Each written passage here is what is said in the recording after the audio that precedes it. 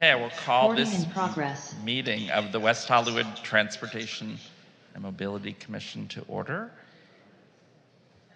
First, we always begin our city meetings with a land acknowledgement. The West Hollywood Transportation and Mobility Commission acknowledges that the land on which we gather, that is currently known as the City of West Hollywood, is the occupied, unceded seized territory of the Gabrielino Tongva and the Gabrielino Kizh peoples. May I have a roll call?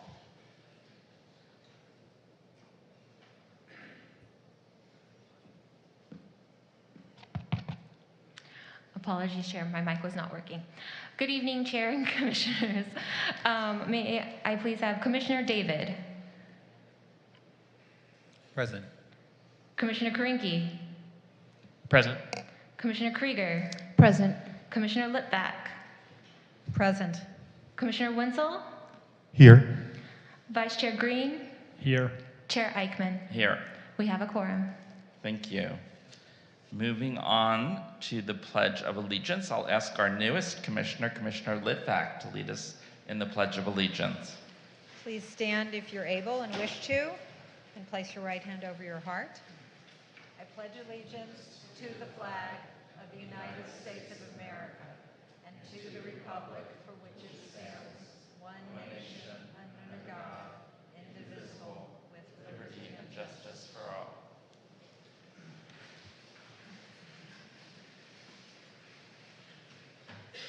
Thank you. Okay, moving on to the approval of the agenda. Staff, I believe there are some changes.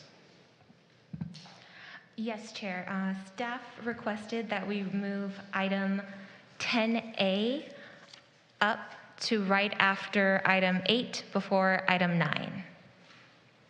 Okay, any other changes from staff? No, that is all. Any changes from commission? Someone like to make a motion? So moved. Second. Okay, moved Commissioner Wenzel, second Vice Chair Green. Do we need a roll call? Yes. Commissioner David? Yes. Commissioner Karinke? Yes. Commissioner Krieger? Yes. Commissioner Litvak? Yes. Commissioner Wenzel? Yes. Vice Chair Green? Yes. Chair Eichmann? Aye. Thank you. Okay, the agenda is approved. Moving on to the approval of the minutes of the commission meeting of July 16th, 2025. As always, we'll go through page by page. If there are any changes or corrections, let me know. Beginning with page 1. Page 2. I have a change. Because you want to be included. I was here at the top of the page. Yeah, GG. So Commissioner Litvak is not listed as commissioners present. And it was after I was sworn in. Thank you Yes. very much. Okay, page 3. Page 4, I would just add under Joe Green, I would just add West Hollywood before Disabilities Advisory Board, so it's clear that it's our Disabilities Advisory Board. And then on the next page, the same thing for Stephen Post. I would just add West Hollywood before Public Safety Commissioner, so it's clear. Page 6. My lawyer change is Harrod has 2 T's at the end of it. I'm sorry. Can we go back to page 5? Yeah. And then I do have something for page 6. Under items from staff, my note showed that David Fenn talked to us about several upcoming items that were going to be happening, and also talked about staff positions that were being filled. I don't see that reflected in the minutes. And I also note that when we did that, I asked about a work plan, both for staff and for this commission, and I don't see any of that reflected in the minutes. Okay, Gigi, can you review that? I will go back to the meeting minutes. And Great, thanks. And then, yeah, follow up with Commissioner Litvak if there's any specific questions. Okay, page 7. Then on page 6, Yes. The last bullet under my item, it is correct that I raised the issue about challenges of getting through other areas. I didn't specifically only talk about additional messaging signs. I talked about other things that can be done to help motorists and pedestrians when Santa Monica Boulevard is closed, including potentially officers waving people through. I saw that yesterday when the light at La Cienega and Santa Monica was out. There were people there waving things through. So we can speak more broadly about things that can be done to help people when Santa Monica is closed for special events. Thank you. Great. Commissioner Wenzel, did you have a comment? Okay, the next page, page 7. Again, I would just add under Vice Chair Green's comments, I would just add Los Angeles County Fire Department, if that's okay with you. Yes. Okay. Page 8. Yeah, Commissioner Wenzel. I would just add that I requested a discussion of interim safety improvements of Fountain Avenue, so they know what improvements of what, which sounds like we're going to talk about tonight. Okay. Sorry, I apologize. That's page 8 Yes. that you were adding or you modified? Which? Modified where it says requested a discussion of interim safety improvements you meant related to Fountain. For. Thank you. Okay, and the final page.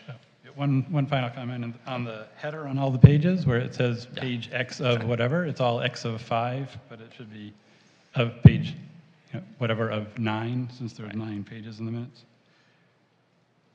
Yeah, the header's Oh. screwed up. Oh. All right, so 9. Thank you for catching that. That's very interesting. All right, so final page. Is there a motion to approve as amended? I'm going to assume that, because I had sort of the more robust changes on that one item, so assuming that is all taken care of, yes, as amended. Okay, I'll make motion. that motion. Okay, Commissioner Litvak, second. Who? Second. Second, Commissioner Green. Okay, do we need a roll call vote? Yes, please, Chair. Commissioner David, Yes. could you please speak a little bit more? Yes. Thank you. Commissioner Karinke, Aye. Commissioner Krieger, Aye. Commissioner Litvak, Aye. Commissioner Wenzel, Aye. Vice Chair Green, Yes. Chair Eichmann. Aye. Thank you. Okay, the minutes of the last meeting have been approved. Okay, now we're moving on to public comment. So if you'd like to talk about something that's not on the agenda, please submit a speaker slip. And how many speakers do we have so far on all of the items, Gigi? For all of them or just for item 7? All. For all.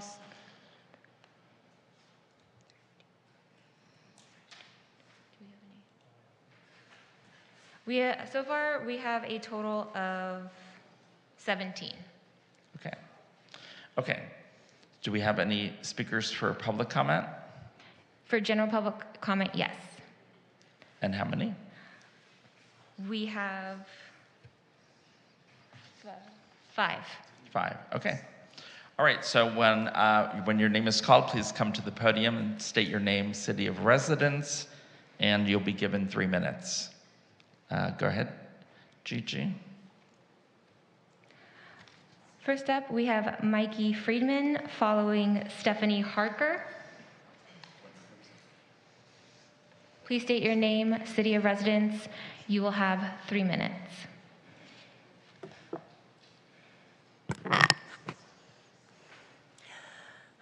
Mikey Friedman, West Hollywood.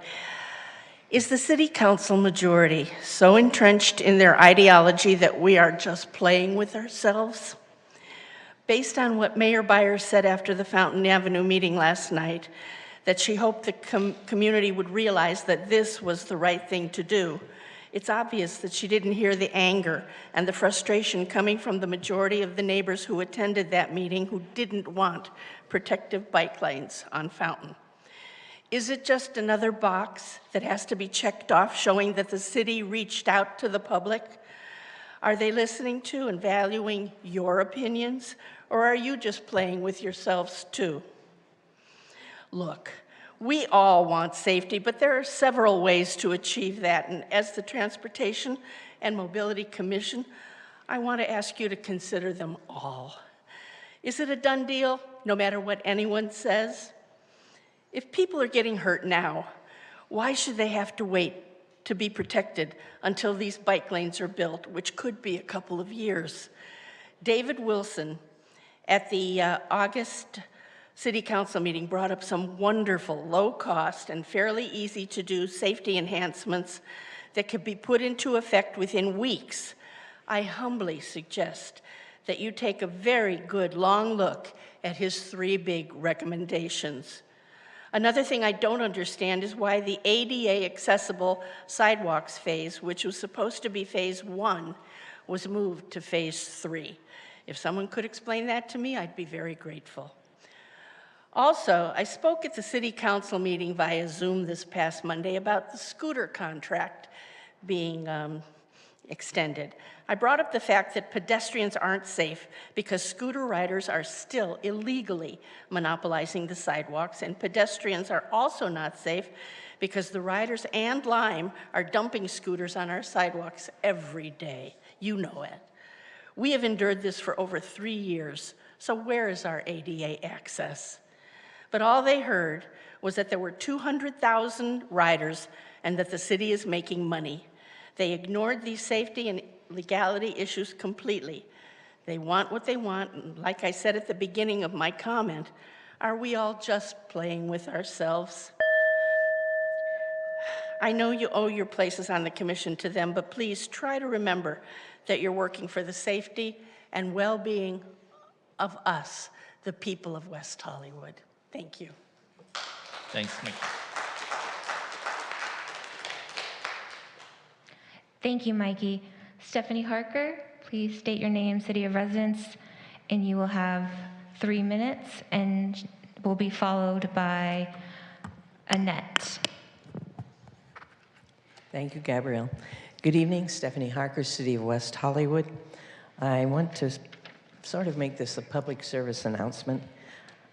Just prior to the meeting tonight at 5 o'clock, a group called Streets for All, who advocate for better streets for everyone, but primarily bike lanes, and they are backed by billionaire developers. But I do hope that you will all take the time to watch this meeting. It was only on Zoom, but they did tape it, and they did state that it would be on YouTube after it was aired on Zoom. So please look for it. It's called Streets for All Happy Hour with John Erickson.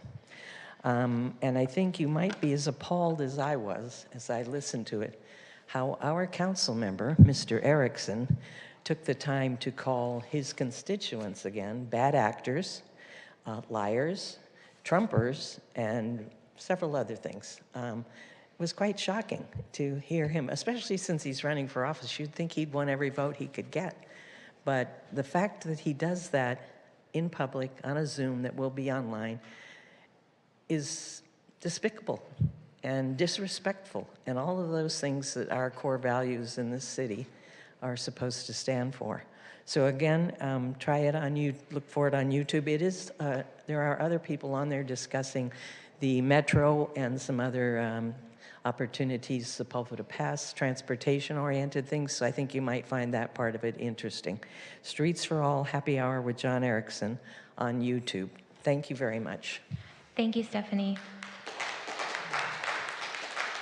Next up, we have Annette Kazmersky. I apologize if I pronounced that wrong. You did fine. Oh, thank you. Followed by Steve Martin and Joseph Green. Please state your name, city of residence, and you will have 3 minutes. Good evening. Annette Kazmersky, City of West Hollywood resident since 2008. Since I was here to speak about Fountain anyway, I thought I would take this time to speak about the news that speed limits are being reduced by 5 miles per hour, which I think is a good thing. It will make streets safer. However, the street that I live on, San Vicente, has people speeding at far more than 5 miles above the current speed limits, and I do not see the laws that we have in place now being enforced, either speed limits or my particular pet peeve on that street, the San Vicente bungalow staff and guests that continuously dart across the middle of San Vicente, since they have buildings on both sides of the street, which is particularly harrowing because when I am using my car and I am going downhill, I am often in the position where I have to stop or slow down quite suddenly to avoid hitting sometimes entire families dragging luggage and children across the street.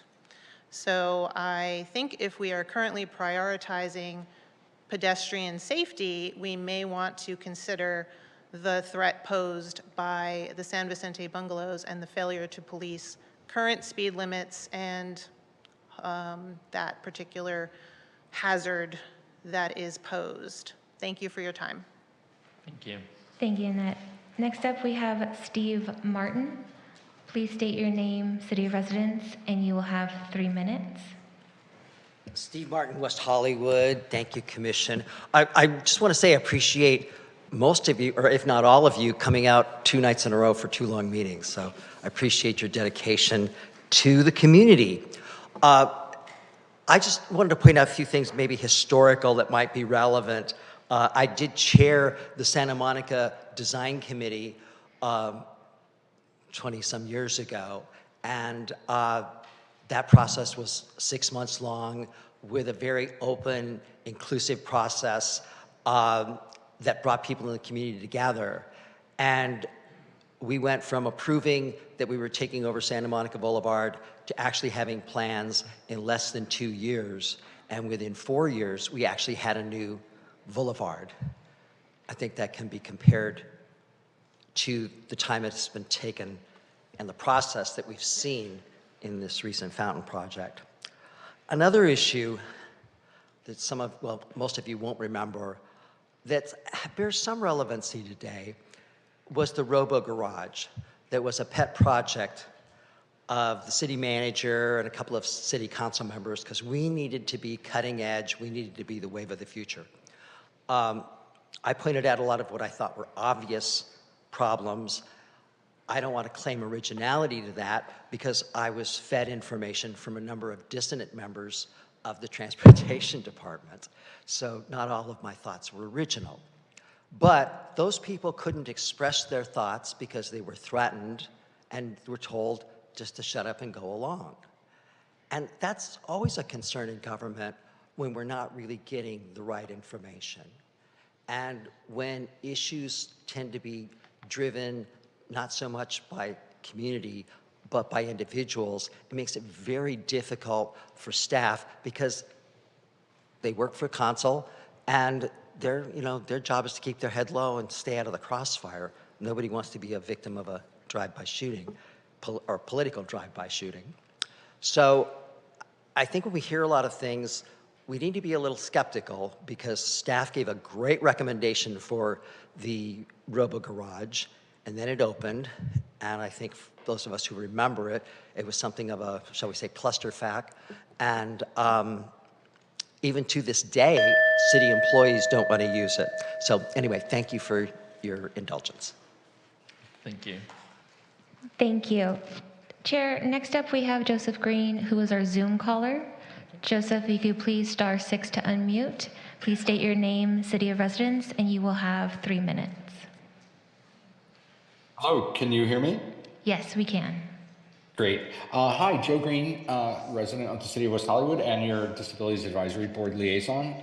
I did submit a written public comment, so I won't repeat that, but I want to thank you all for your service. Thank you for addressing the safety of bicyclists on Fountain.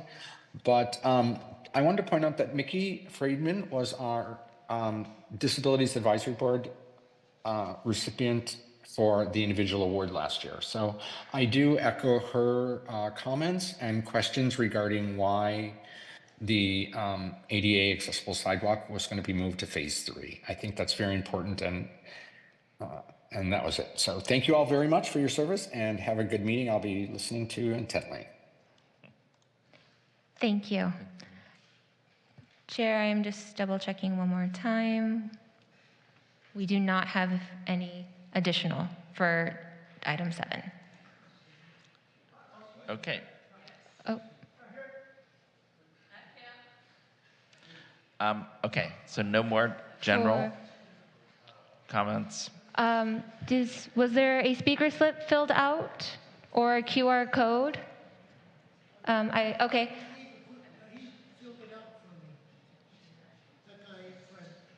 Okay, please, I will speak with you after. I will speak with you after. Please state your name, city of residence, and please see us after. West Hollywood. God's truth on my way here tonight from Fuller and Fountain. 2 young teenagers on e-scooters came onto Fountain going west, went into the fast lane, traveled about 1/8 of a block, and turned left down Spalding. The world has changed. Motorized bikes, scooters, skateboards, unicycles, and other motorized forms of transportation are not going away. We as Democrats need to learn and adjust to this new navigation. I commend the city for taking this on. Barrier-safe alternative lanes. For those opposed, do you really think that traffic on Fountain is going to stay the same? Have you seen the huge apartment complex at Sunset and Western? The enormous studio being built near Santa Monica and Western where the old Sears used to be, most likely with apartments. A hop, a skip, and a jump from Fountain. I lived on Fountain since 1984. I come out the front door of our apartment building or my driveway, and I see unbelievable looks on people as they speed down the damn street like nothing I've ever seen living on Fountain for all these decades. The only thing that I wonder about is the trash cans. If the trash cans can be picked up from north to south, or if they use a pickup truck like they do on Hollywood Boulevard, that's the only thing I kind of see is like weird. But, I'm so happy you guys are taking this on that, things can change. We can come up with new ideas.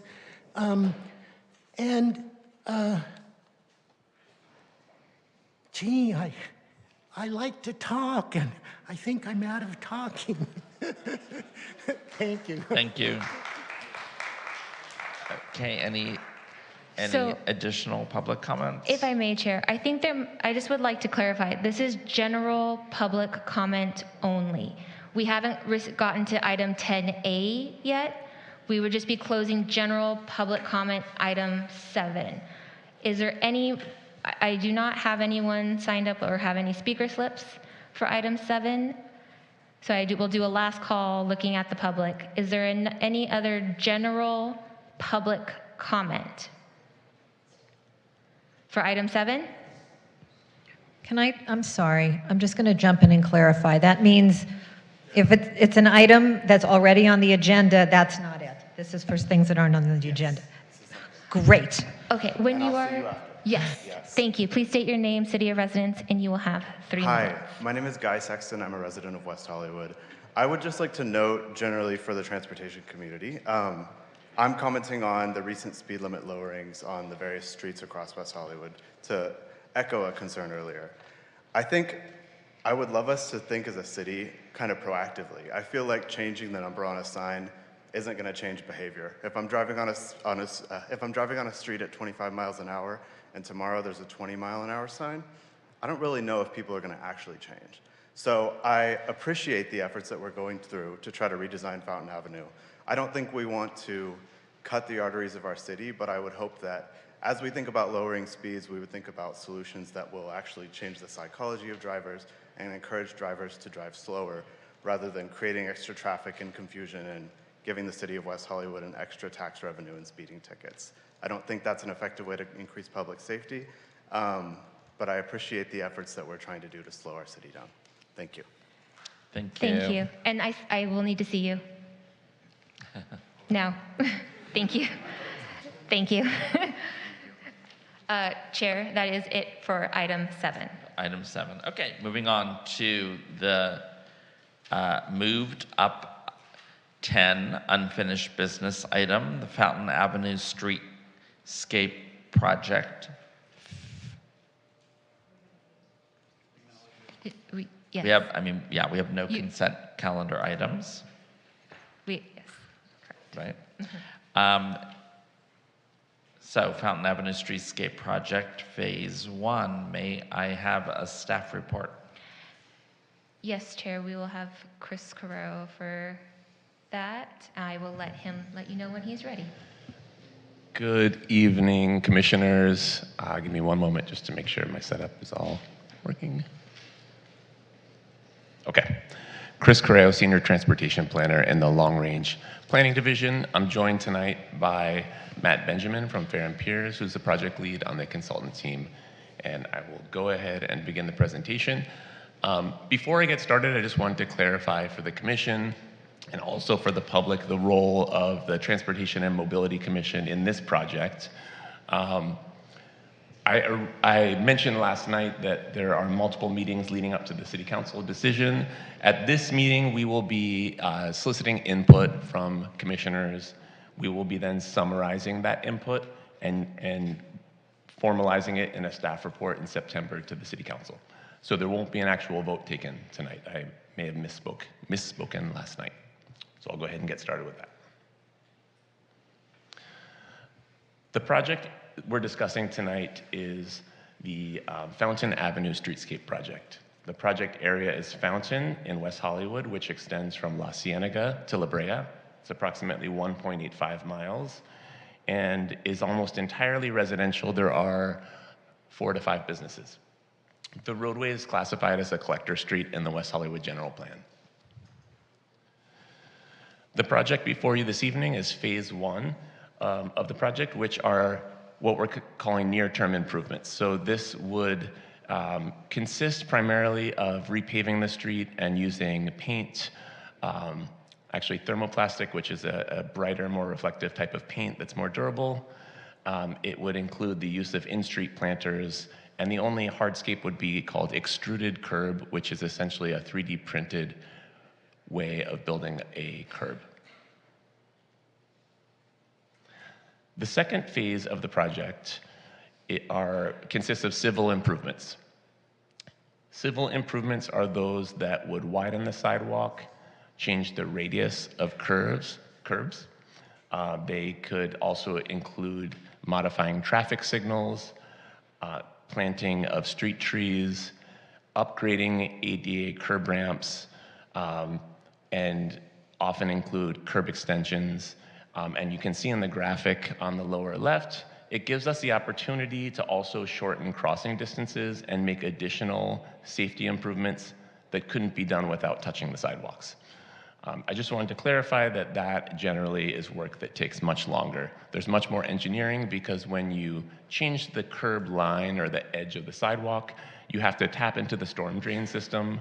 Underground, there are many competing utility lines, such as gas, water, electrical, telecommunications. So that process is longer. Transitioning back to Fountain.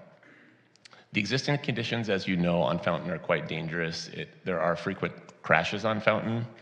It also has a very high volume of traffic at 35,000 trips per day.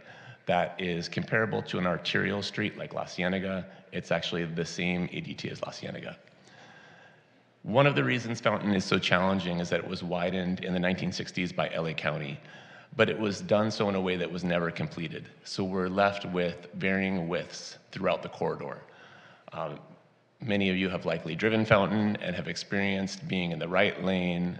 Occasionally you think you are able to pass perhaps, and then suddenly you have parked vehicles in front of you. In addition, the city has its own peak hour parking restrictions on Fountain, also sometimes referred to as anti-gridlock zones, which converts the parking into a travel lane during rush hour. The combination of those two factors can create a confusing roadway for everyone.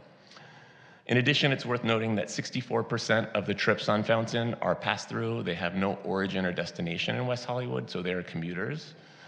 And it's also worth noting that the vehicle speeds on Fountain are very high. The average is 39 miles per hour, but we have recorded well in excess of 60 miles per hour, particularly in the evenings. Because of those factors, we have 3 times more severe crashes and fatal injuries, severe and fatal crashes, than the segment of Fountain that is in Los Angeles east of La Brea. This graphic shows serious injuries and fatal crashes between 2013 and 2025. In blue or lavender, you can see the serious injuries, and in black, the fatal injuries. What's worth noting on this graphic is that all modes of transportation are at equal risk. There are many fatalities that have happened or occurred in cars, as well as pedestrians and bicyclists. This project is often discussed as a bike project, but really the safety conditions that are challenging are for all modes. The graphic on the lower right highlights the likelihood of surviving, how it increases as vehicle speeds decrease. So if you're struck by a car at 30 miles per hour, you have a 60% chance of survival. Transitioning now to the proposed project. The proposed project would convert Fountain into a 1-lane street. It would remove parking to be able to do this from the north side of the street. Otherwise, there's not enough space to fit everything in. Most of the parking would remain on the south side of the street. It would be designed along a protected bikeway. Because of this, some parking would be lost, but primarily the parking loss is concentrated on the north side of the street. Currently, we have left turn restrictions in place at various parts of Fountain. The current plans that are before you this evening leave those in place. This is an area that the steering committee was divided on. Some felt that they may be unnecessary because the proposed project is such a drastic change from the current conditions. Others felt that it would provide additional safety enhancements or benefits. The project adds protected bike lanes, high visibility crosswalks. It's designed to lower vehicle speeds. It's designed to lower vehicle volumes. You may notice there's a lot of paint, a lot of striping, and part of the phase 2 of the project would likely adjust that. The curb, the stop bars for some of the side streets are pretty far back. These are designed to align with the existing curb ramps until phase 2 comes along. So this is a rendering to give you an idea of what the project would look like constructed. You can see that it's 1 lane in each direction. There's a protected bikeway with an extruded curb alongside of it. Planters in street would be used, but for both aesthetics, and in certain locations would be placed strategically to prevent vehicles from accidentally turning into the bikeway. You can also see that waste collection would occur in some of these painted islands, and the parking. This particular rendering is a little bit hard to see the parking, but on the next one you get a better image. The parking would occur alongside the south bikeway. Other things to note in this rendering are these little things that look like speed bumps. They're called speed wedges. It's just to encourage people to act as if this were a curb extension, even though it's just paint.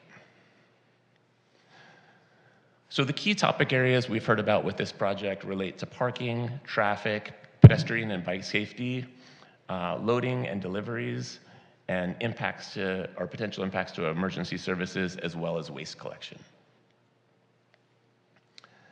So in the staff report, the timing of the parking analysis that was completed for this project was a little bit behind the rest of the analysis because initially this project was going to be heard at the Transportation and Mobility Commission in September.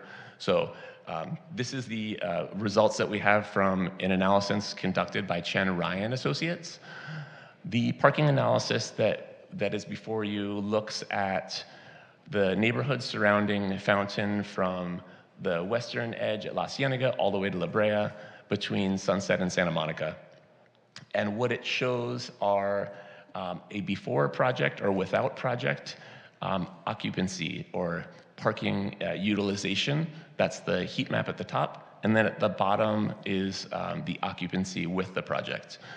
And what the analysis looks at, so it was a video capture that was done at 2 periods, one during the weekday, and one during the weekend at various times, and it looked to see what the overnight parking utilization was, and also one during the midday. And you can see that with the project, what the conclusion is that there is an impact to parking. The impact varies depending on the time of day, but that in the end there is adequate on-street supply. It would result in people having to walk on some streets a further distance, and that's shown in these. It's a little bit hard to see, but where you see a difference in the color on the map is where you see an increase. So if you see, like, for example, on Fountain, where it's green on the bottom, it's orange on the top, that means that those individuals may have to walk a street or two to be able to find an available space. Transitioning to the city traffic model forecast. So I noted earlier that the street widening of Fountain occurred in the 1960s. That's why Fountain became a shortcut. That's why Betty Davis said, take Fountain, and that's why we have this problem before us this evening. We did a model run of the city's traffic model, which estimates a 40% reduction in traffic volumes on Fountain, and it also estimates that the trips would go primarily to Sunset and Santa Monica. On Willoughby below, it shows on the east side of Willoughby a decrease, and on the west side an increase. I believe that that's because at the time that this model was run, there was a project on Willoughby to divert traffic that was never realized. The other thing I just wanted to note is that this is a static model. This is a land use a model that uses land use inputs, such as land uses like it really helps the city estimate proposed development projects. It's less sensitive to projects like this that are intended to incentivize a shift in modes. So if the project were successful in getting people to ride scooters or bikes, that's not going to show up in this model. So that's something to take into consideration.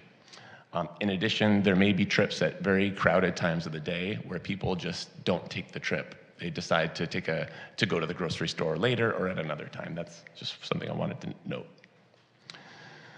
Moving on to loading and deliveries. So there are 2 aspects to this that I wanted to note. When deliveries are happening in the eastbound direction on Fountain, there are parking spaces available along the southern edge of the bikeway. So that wouldn't be all that different than occurs today on Fountain. The change is that with the elimination of parking on the north side of Fountain, you cannot stop without impeding traffic. So deliveries would have to happen on side streets. In terms of meeting the guidelines for accessibility, the public right-of-way accessibility guidelines, also referred to as PROAG guidelines, those allow for loading on side streets with protected bikeways. And then also, I just wanted to note that we are recommending phase 2 at the same council meeting that this item will be heard, which would make additional accessibility improvements.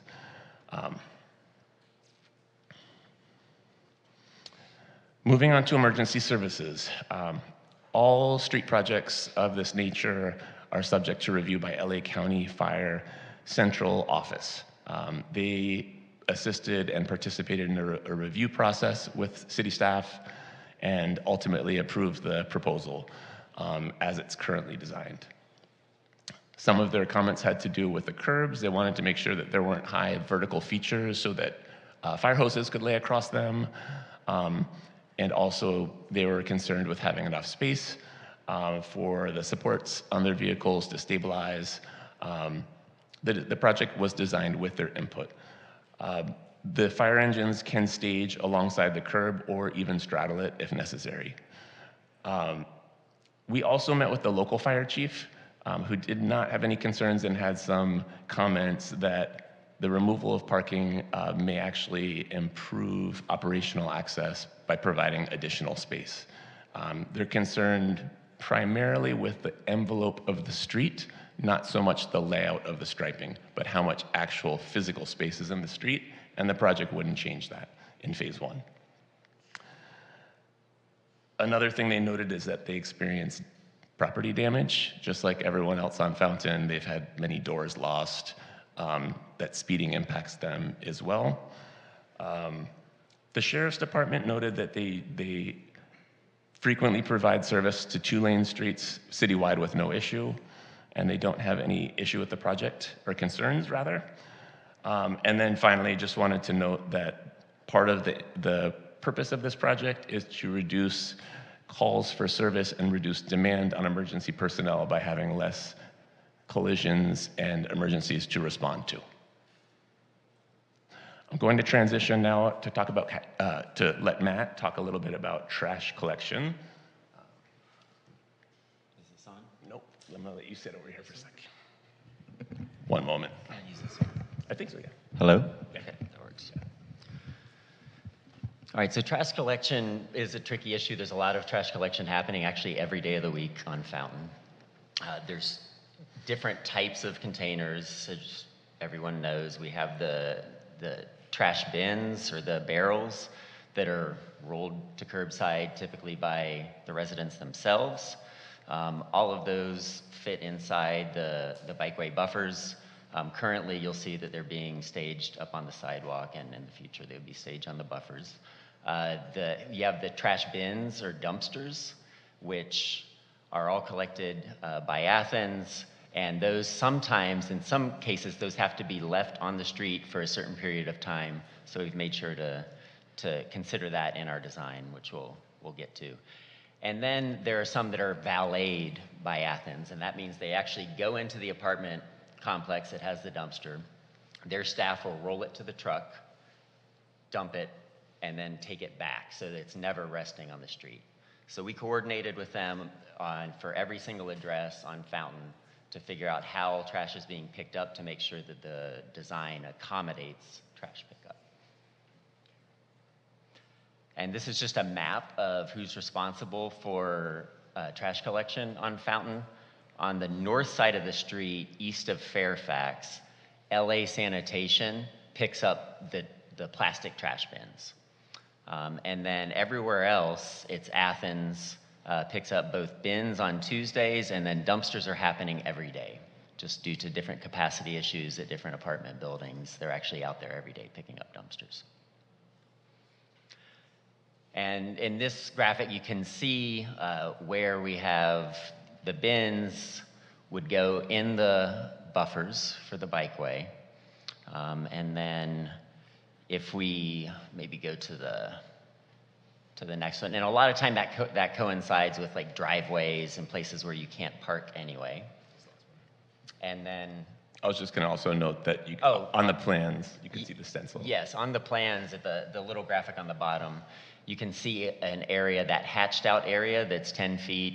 That's just an example of an area where we've designed in room for the dumpsters that have to be staged. So at that particular address, there's a dumpster that needs to be staged for Athens to pick up. Okay, thank you, Matt. Transitioning to,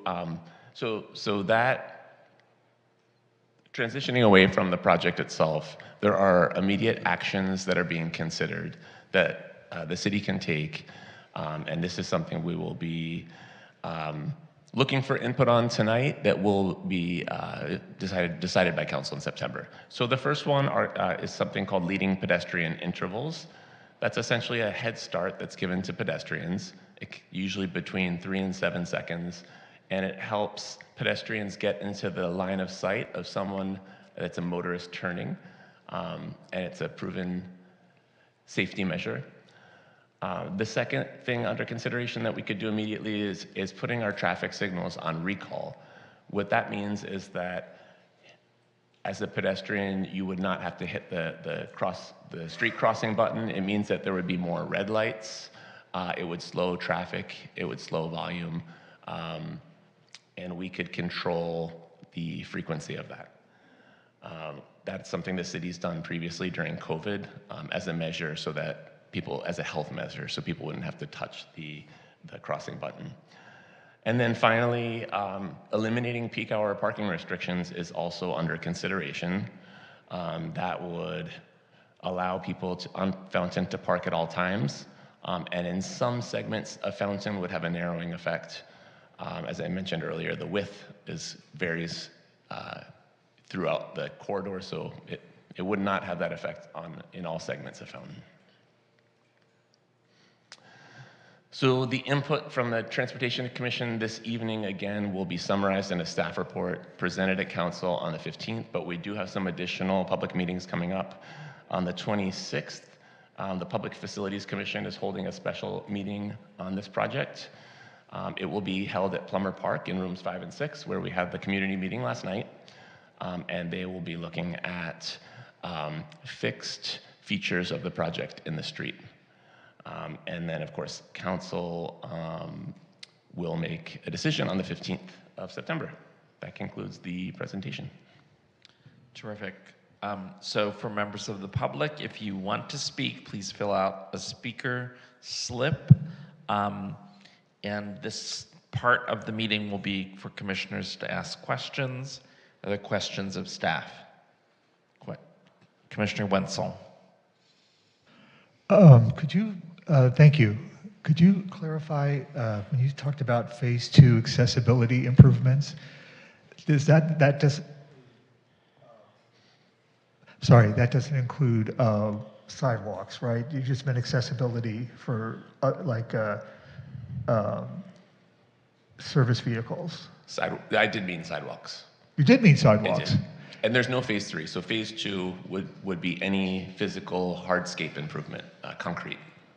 Is there anything that could be done in phase 1 for pedestrians on for example, when I walked home last night from the community meeting on the north side of Fountain, there was telephone poles, right in the middle of the sidewalk. Is there anything that could be done in any select location in phase 1?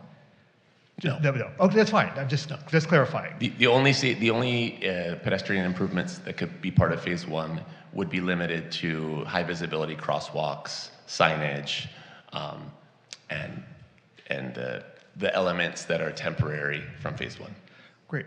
And when you say that removing the rush hour. Peak hour parking. Peak hour parking. A big problem is not only the speed, but the unpredictability of the waving out from 2 to 1 lanes and people trying to weave in and out. So ending the unpredictability, by definition, would make it safer. Correct? The peak hour parking restrictions actually, so the geometry of the roadway wouldn't change.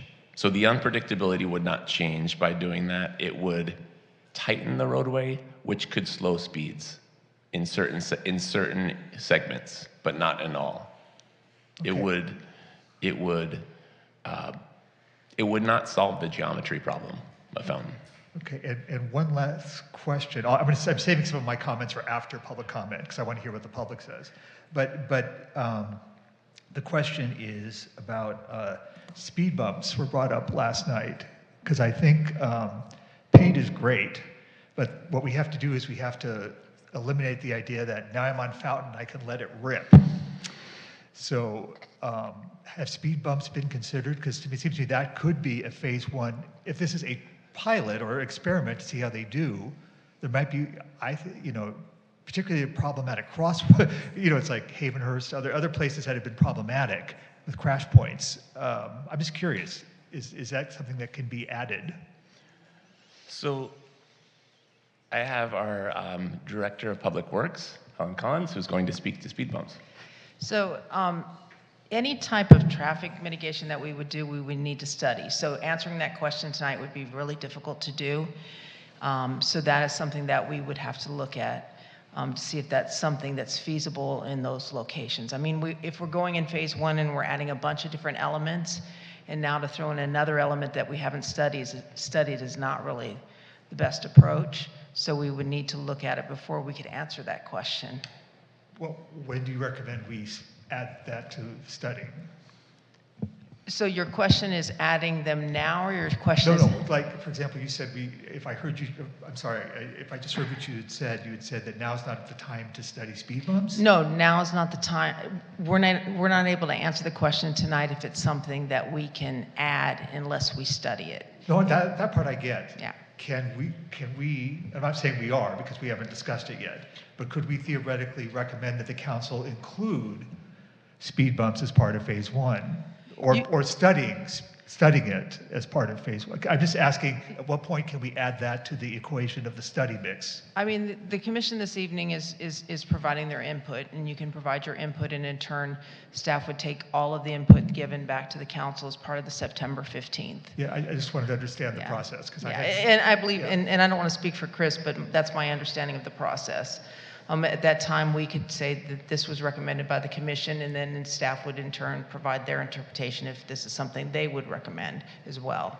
So, but we're taking input this evening to take back to the council as part of the recommendations. Yeah, no, thank you. No, I appreciate it. This is very complex. I just wanted to make sure that I and other people understand where in the process to ask for what. So thank you so much. Sure. Commissioner Litvak. And a reminder to the commissioners to speak into the microphones. Thank you. I come from a long history of working on EIRs and such, and you always start off by talking about what the purpose and goals are of a project. So could you, staff, state, because you jumped right into what the things are that you're looking at, could you state very clearly in as plain and simple language as you can, what are the purposes and goals of this effort? So this project was directed by council in November 2022. At that time, staff had presented options for bicycle facilities on Fountain, and the council took a vote to have protected bike lanes. So the goals you could draw from that are to create a safer street that provides safer transportation for all modes. However, there are no stated goals. It was a directive from council. Okay, thanks. Sure. Okay, Commissioner Karenke. I had a question for clarification on one of the shorter term improvements staff recommended for the recall. You noted that was something that the city could control. I was just curious in that recommendation, what the variation you would consider for the recall as far as timing. Is the goal really to shorten the, how often the red lights occur on Fountain when you're traveling on it? Is it the goal to have a regular interval for pedestrians across, and is there any variation there you say from like every 3 minutes to every 30 seconds within that directive for the short-term improvement? I don't know the exact timing cycle, but generally the city engineer would look at the corridor and time it in a way that red lights were being provided periodically to slow traffic. What the recall does is that it relies on a time loop instead of inputs from the sensors. So there can be adjustments made, but I don't have any background on the actual timing, unfortunately. And just like with any other traffic items, we would need to look at those before we implement them. It's something that can be done, and it's something that we can look at, but at this point, we haven't looked into them in that detail. And if council gives us the direction, then in turn, we would look at them in more detail to see what those intervals would be. Commissioner Green. Okay, there we go. I came on. Sorry about that. Thank you for the presentation. I look forward to hearing what members of the public have to say. I have a few clarifying questions. I guess starting with one simple one, I think this is a pretty simple clarification. You said that phase 2 would include modifying traffic signals, and I assume by modifying traffic signals, you're speaking as in relocating and moving the poles to a different location. Phase one would also, I think, have to modify traffic signals because the lanes are going to be moved, so the signal heads are going to have to follow the lanes. Is that? For phase one, the project's designed so that that the only modifications to signals that would happen would be the addition of bicycle loops in select locations. But the signals would not be modified for lane changes. The phase two signal modifications I was referring to would be to relocate the arms into areas that wouldn't block the rights of way, but then also potentially include bicycle signal heads. And they could also look at potentially other bicycle designs entirely, which we couldn't do with phase one because it would be unsafe. But the existing signal heads, I mean, aren't the lanes going to be shifted? So the existing signal heads would have to be shifted slightly one way or the other. Or- Yeah, so as Chris mentioned, in the design, we tried to keep the center line as close as possible to where it is, but there has been a shift with different changes that have happened with lane widths.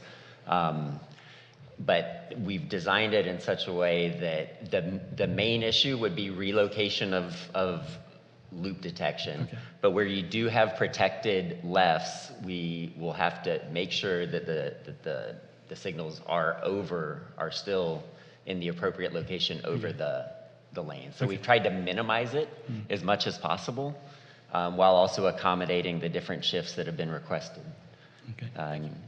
The center line. Yep. Thanks. So quite a few constraints you're working with in trying to get this done and done efficiently. Thanks. I think we've heard comments about in terms of the immediate actions. Can we just lift the peak hour parking restrictions? And I guess I want to clarify what that means. Basically, is then the peak condition. The condition during peak periods would be what exists now during the off-peak condition, right? During off-peak circumstances. So the lanes that come and go when you go from one lane to two lane to one lane because of the parking, that sort of coming and going of the lanes, which by my count happens about 10 times in each direction, that would persist into the peak period. So during the peak period, you'd have that 8 to 10 times of each direction of a lane drop or a lane addition in effect. Is that a fair characterization of?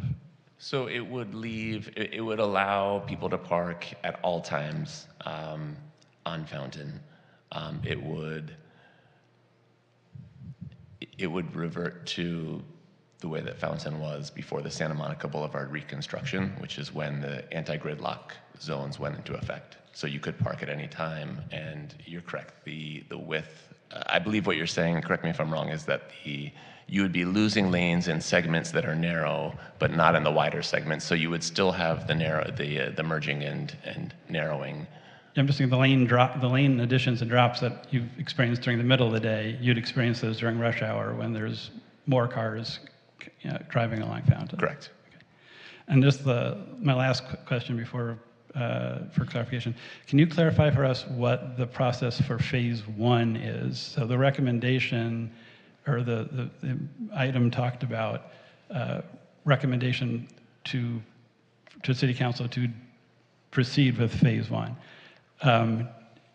What does proceeding with phase one mean? Is there any point between now and construction when plans or additional refinements come back to either a steering committee or to us or to council, or is this the last opportunity before we see construction out there? So for phase one, if council were to approve the project on September 15th, we would be collecting input now and incorporating that in design. There would be no further public process. This would be the end of the public process. It would be the end of the input by commissions and boards. What would happen is we would enter the design phase immediately.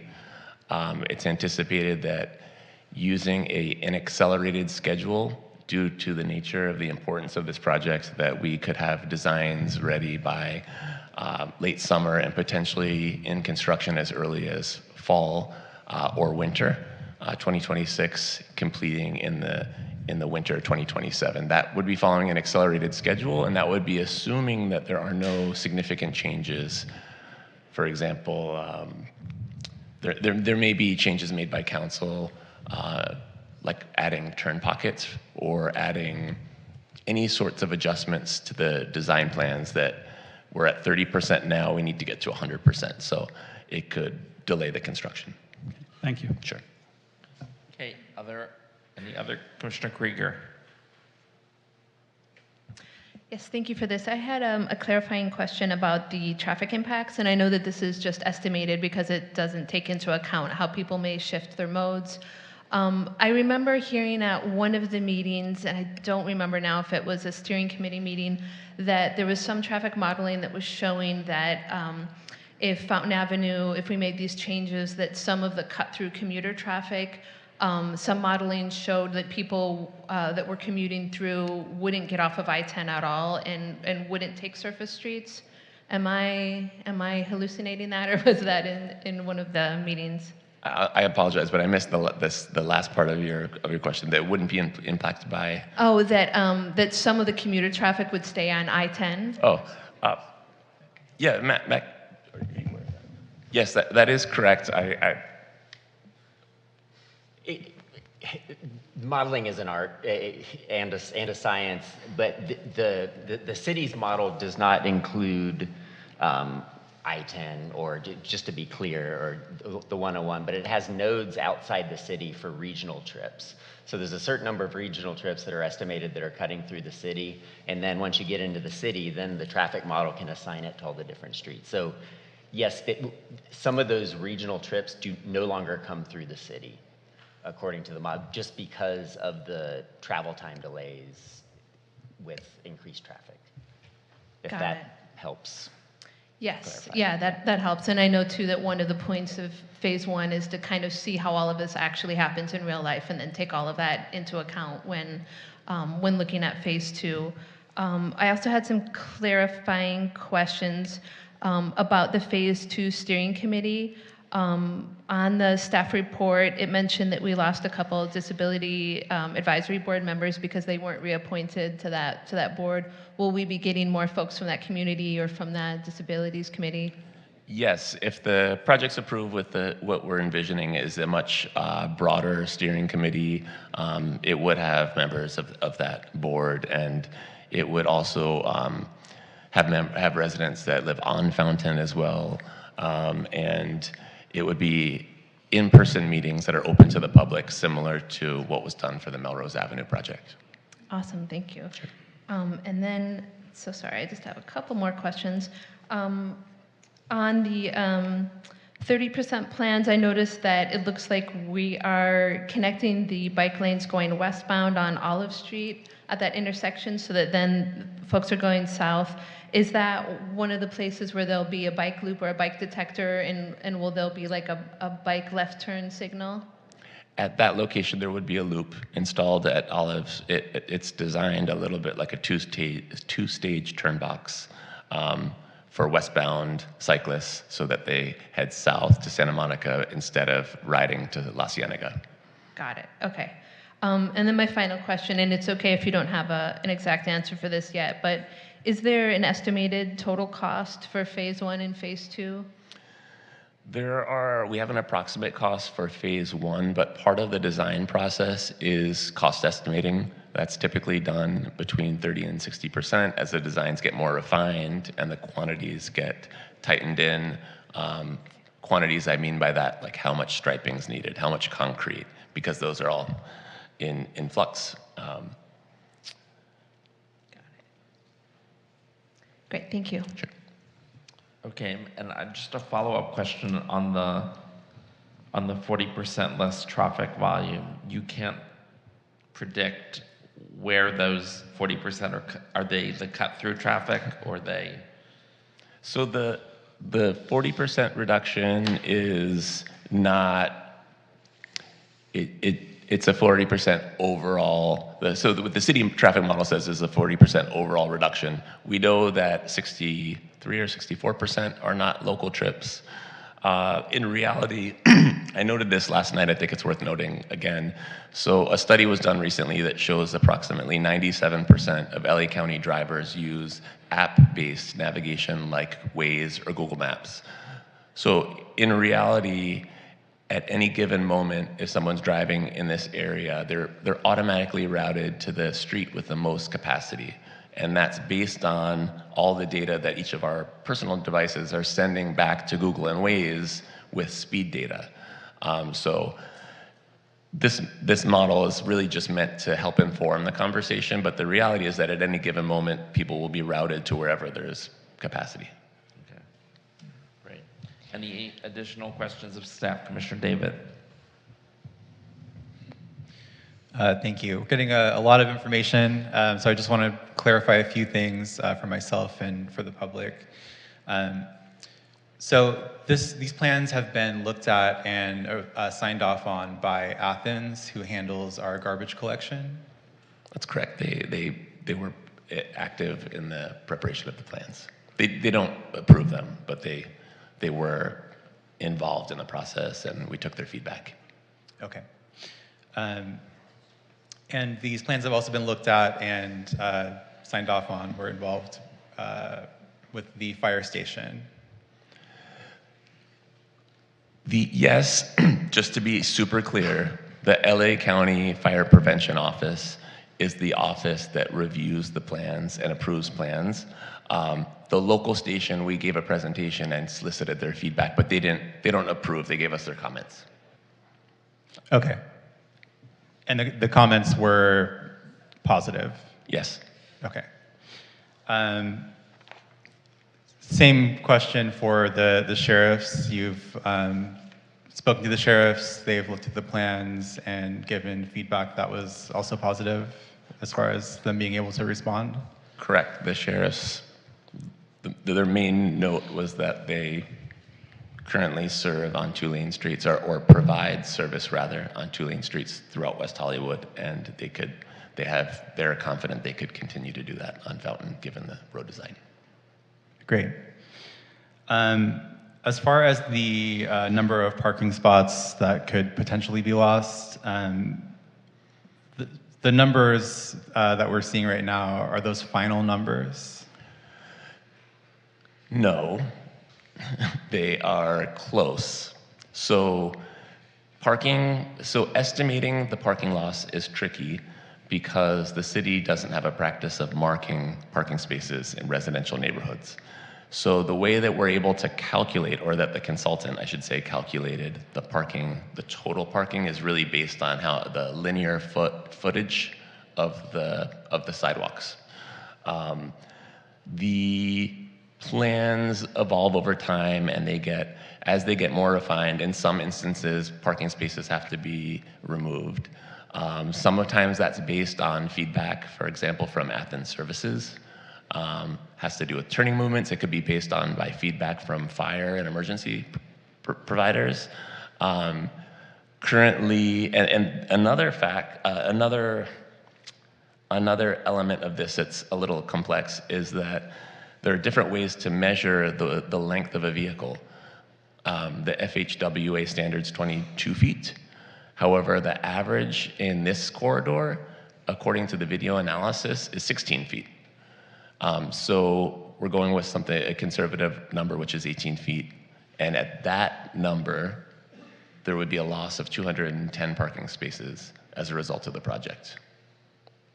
If any additional changes are made, though, however, design changes, it is possible to lose more spaces. Okay, thank you. Sure. As far as the residents who live in the area around Fountain, is it possible for them to apply for their own residential parking districts? There currently are parking districts along Fountain. I forgot to note in the parking slide, one of the other things the parking study is looking at is adding potentially more flexibility. Right now, Fountain's the dividing line between two permit parking districts.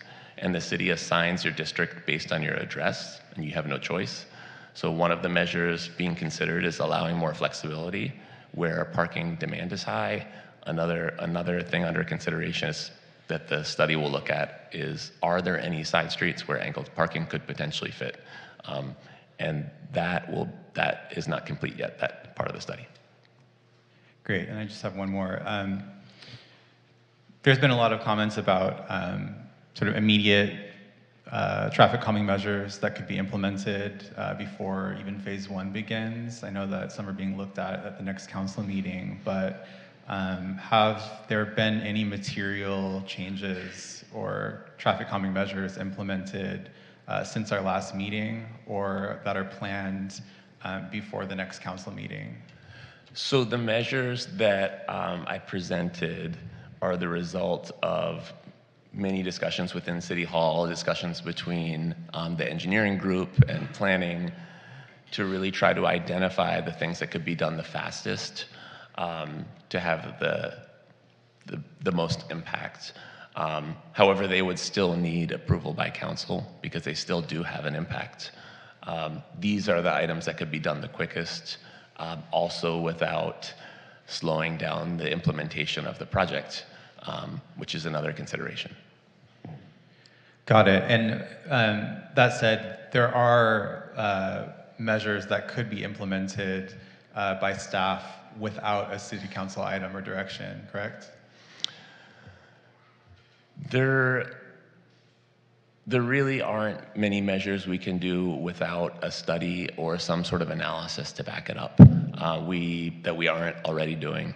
Speed feedback signs are something that the city's installed on Fountain.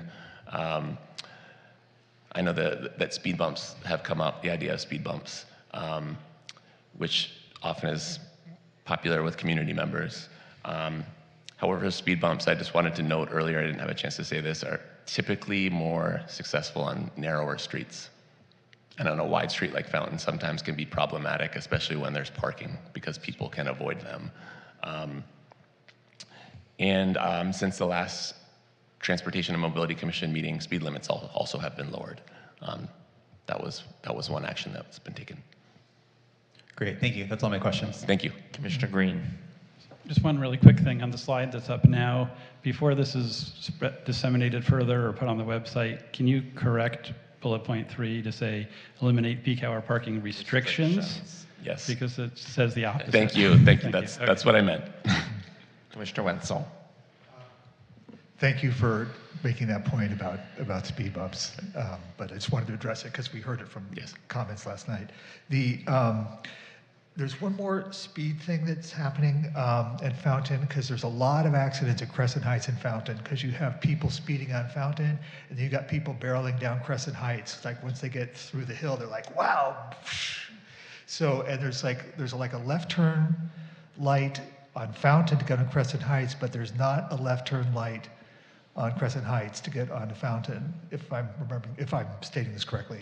And I've brought this up multiple times. I just believe it would make that intersection safer. I just truly believe, it would make that intersection safer. I would love that to be part of the study because you have two sets of people who are like, now's my chance to let it rip. And that's why I think you get so many accidents at that right in the middle of that intersection.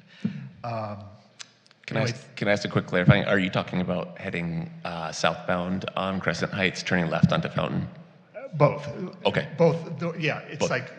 It's just something about that intersection needs fixing, and it just seems like the opportune time if we're going to be doing stuff to do something, to at least have it looked as part of that study, if that's possible, of making the whole thing safer.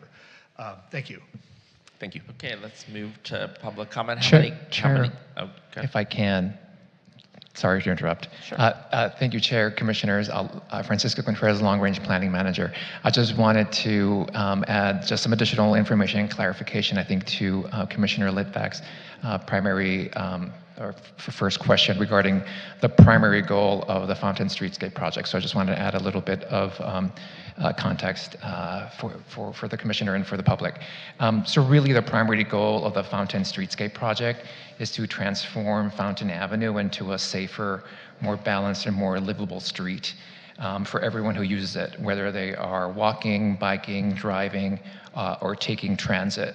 So at its core, really, the project is about reducing severe crashes and fatalities on what is currently one of West Hollywood's most dangerous corridors, improving safety and comfort for pedestrians and cyclists by adding protected bike lanes and safer crossings. Also, we want to calm traffic and reduce speeding by redesigning the roadway from something that is right now car-centric thoroughfare, into something that's more of a complete street. So really, in short, the project is driven first and foremost by safety and equity and mobility, making Fountain Avenue a street where people can travel without fear of injury, regardless of whatever mode and how they want to get around. So just wanted to clarify that for the commission. Thank you. Great, thank you. Thank you for that. So Gigi, how many speakers do we have? We have 20 signed up for item 10A, and I'm just reminding this is item 10A. Please make sure that you have signed up appropriately, just a reminder. And then for Zoom, please *9 if you would like to speak on this item. Chair, I'm giving you back the floor if you would like us to start. Well, with the number of speakers, what I would suggest, if the commission is okay, to reduce the speaking time from 3 to 2 minutes, so that everyone would. Okay. So that everyone is able to speak today. You should be able to summarize your comments within 2 minutes. Is there? I'll make a motion to reduce the speaker time. I will to second the 2. motion, and I will note that that's actually a fair amount of time, and I think people, they think about it, can make their comments in that time. Okay, so there's a motion and a second. Will you call the roll? We have Commissioner David, No. Commissioner Karinke, Aye. Commissioner Krieger, Aye. Commissioner Litvak, Aye. Commissioner Wenzel, Aye. Vice Chair Green, No. Chair Eichmann. Aye. Okay, so we'll call the speakers. You'll have 2 minutes. If the previous speaker has said the comments that you would like to make, feel free to say, I agree with the speaker. Go ahead, Gigi, call our first speaker. Before I do, Chair, I would just like to know, we had 2 after deadline emails that came in. You were given a copy was put to the public's table tonight. And then we did receive what we are considering a citizen position slip for this item. And it says that for 10A, they support. And this is from Ida Ash. Thank you. Oh, and that's a reminder, if you do not want to speak, you can submit a citizen slip also for comments. So let's begin. First up, we will have Michael Greenfield, followed by Stephanie Harker, followed by Kathy Blavis, and then Michael Selditch. And again, I apologize ahead of time if I mispronounce names. Terrific. So when your name is called, please move to the front so you're ready to speak. Michael Greenfield, please state your name, city of residence, and you will have 2 minutes. Michael Greenfield, 8313 Fountain for 47 years. Sorry? 8313 Fountain Avenue, Michael Greenfield. I've lived 47 years on Fountain. It's my first meeting at any length. I was here the other night and I spoke last night, the gentleman there. I want to commend him. It's the most beautiful artwork I've seen on anything. He make great work at Disneyland. The reality is not what was said here tonight, and most of the people that live on Fountain and have lived here for decades, mine is 47 years, is completely wrong and hypocrisy. What you're going to do to West Hollywood on Sunset Boulevard, on Santa Monica Boulevard, and on Fountain with the slowdown. You have no idea. There'll be no traffic. It'll be boxed up so bad you can't even believe it. You don't have to worry about accidents because people are going to be piled up for hours going back and forth. That's not counting that ISIS has intervened. So we actually have a little more time on Fountain. Last night I went to the meeting, it was gridlock. And I went on side streets to get to 10 blocks away on Sunset Boulevard, or Santa Monica Boulevard. I don't know where to start. I mainly came tonight for one thing. I want to tell the people out there I did some work. And we're not going to lose this thing because of the vote. There is a higher order than the vote in this about the people and their lives. And I've already got into it. All I can say is there's so many lies and nonsense here. It's a beautiful world. In fact, it's wonderful. Disneyland. I'd love to see a Disneyland. The reality is,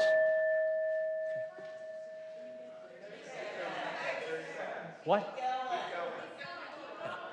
All I like to say is I would love to challenge this whole staff, particularly this guy over here, about what reality is Fountain Avenue is. The reality of putting that in, you will have traffic it'll stop everything. I know, I'm a guy that's against what you're doing. And hopefully the people know that there's going to be things done. I hope that you will be agreeable to take a position and save the Thank you. Save the vote and do something about this Thank you, when this Michael. vote is done, if by some chance they are able to stop Your it. time is up. Thank you. Thank you. Just a reminder to the public, please speak towards the mic so that we may hear you. Stephanie Harker, please state your name, city of residence, and you will have 2 minutes. Thank you. Stephanie Harker, City of West Hollywood. Significant public input is not holding meetings, even though you have already made up your mind. John Erickson stated today on Zoom he intends to push this through.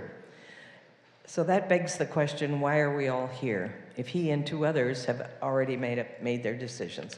Be that as it may, I encourage all of us, commissioners and public members, who have serious concerns to continue to show up and speak up, because we have no rights in acquiescence. Our comments are basically in form of questions. Why are the bike lanes first? ADA compliance and pedestrians should be first. Doesn't that say to the community that the disabled are put on the back burner? Where is the traffic study? If there is one, is it available to the public? Why were no Fountain residents on the steering committee? And what is each individual's expertise? Were there any traffic engineers or professionals on the committee? How were the committee members selected? Why were the steering committees not open to the public? Why was nothing done about safety on Fountain for decades that it has been unsafe? What list was used for those 13,000 postcards? Was it Bike LA Coalition? Where will the people park? Where were those 210 people who will have to find someplace else to park? Will they be told as they carry their children and their groceries and things, they'll only have to walk a few extra blocks? Do people who park on Fountain know, especially those who live in LA from Fairfax to La Brea north to Fountain? I spoke to Councilmember Sotomayor's office today, and they said if they did not know how or when they had been notified. Why was the Santa Monica bike lane extension to the east put on the back burner? Has there been an emissions study? Why did you choose this lane for Fountain for bike lanes? There are other safer streets. Has anyone determined how much longer each of the trips will take for the 37,000? And has staff studied Culver City and other cities have removed their bike lanes? Do we know why? Thanks, Stephanie. Thank you, and this is why it's hard to cut us down by a full minute when we've prepared for 3 minutes. I think that is unfair. Thank you. Next, Kathy Blavis, please state your name, city of residence, and you will have 2 minutes. I have to change my glasses. Good evening, Kathy Blavis, City of West Hollywood. I believe originally the council had voted for a streetscape project first, and it seems to me there would have been a real study that also included many of the measures that you're talking about this evening for safety. The other thing is, and I don't mean to be snarky, excuse me, but it's that community feels like you like this project, don't you? There seems to me there might have been other ways, other options for safety, and none of those were entertained, it seems, at least not to the committee. I also question how many bicyclists there are on an average using Fountain, and how many residents live on Fountain. In terms of the immediate safety actions, yes, yes, yes, should have been put in immediately, the moment we started talking about safety on Fountain. I don't understand also, I'm not an engineer, but logistically, I don't understand, or logically, how the sidewalks are being addressed after the bike lanes are put in. I understand the logistics that were explained to us tonight in terms of pipes and things like that, but it seems to me tearing up the sidewalks after the bike lane goes in is backward. What are the mitigation for the side streets? Are there going to at least be speed bumps on side streets? And again, nobody who is opposing bike lanes or this plan for bike lanes is opposing safety for cyclists. We all agree. But there were no other options given. The study was never really done for Santa Monica Boulevard. And it's just a shame that the community is so divided about this. We all want safety for everyone. Thank you. Thank you, Kathy. Next up, we have Michael Seldich, and again, I apologize if I mispronounced that. Hi, I'm Michael Seldich. I've lived in West Hollywood for 22 years, right off Fountain onto Longpre. I'm strongly against this project. At last night's community meeting, many people framed this project as a binary choice between convenience and safety, but it's not that simple. I think the biggest flaw in this plan is reducing Fountain from 4 lanes to 2. The city widened it in the 60s because traffic was growing. Today there's even more. Residents like me have no choice but to use Fountain, and narrowing it will not reduce traffic, as has been suggested. There's no logic to that. It is just pure fantasy. People are still going to drive down Fountain, and now it's going to be gridlock. So with 1 lane and no passing, cars turning left will create gridlock. Trash pickup will create gridlock. Emergency vehicles, no passage in a single lane, gridlock. Plus, if there's no parking on the north side of the street, that is going to encourage crazy U-turns from westbound traffic trying to park on the south side of the street. In addition, I saw diagonal parking on the south side of the street, which means that to leave your parking spot, you're going to have to back up into oncoming traffic. I don't know how that's going to work. In addition, the proposed bike lane design is deeply flawed. For 20 years, I split my time between West Hollywood and Brooklyn, where similar improvements were made. Separating bike lanes from traffic with a line of parked cars creates dangerous blind spots. Drivers turning right can't see cyclists until it's too late, and multiple cyclists were hit right in front of my building in Brooklyn. If the goal is to slow down traffic, add speed bumps, add traffic lights, add stop signs, or a smarter redesign that does not eliminate driving lanes. 1 lane's going to encourage speeding more without passing. This plan is not progress, it's regression. Thank you for your time and your service. Thank you. Next up, we have Mark Edwards, followed by Kyle Brazil, followed by Annette Kazmersky. Please state your name, city of residence, and you will have 3 minutes. I'm sorry, 2 minutes. 2 minutes, apologies, 2 minutes. Good evening, Chair, members of the Commission, staff, consultants, and community. My name is Mark Edwards. I live in the city of West Hollywood. I live close to Fountain, and I'm here to support staff's recommendations, strongly support. The city is striving to respond systematically to the ongoing public safety crisis on Fountain Avenue. Today before you is phase 1, and I'm going to be focused on the bike lanes and the community engagement process. Staff and outside professionals have worked hard on this plan, including extensive engagement with the surrounding communities. The protected bike lanes was the preferred alternative chosen in late 2022. Over 60% of all 1,400 plus respondents stated they preferred the protected bike lane alternative.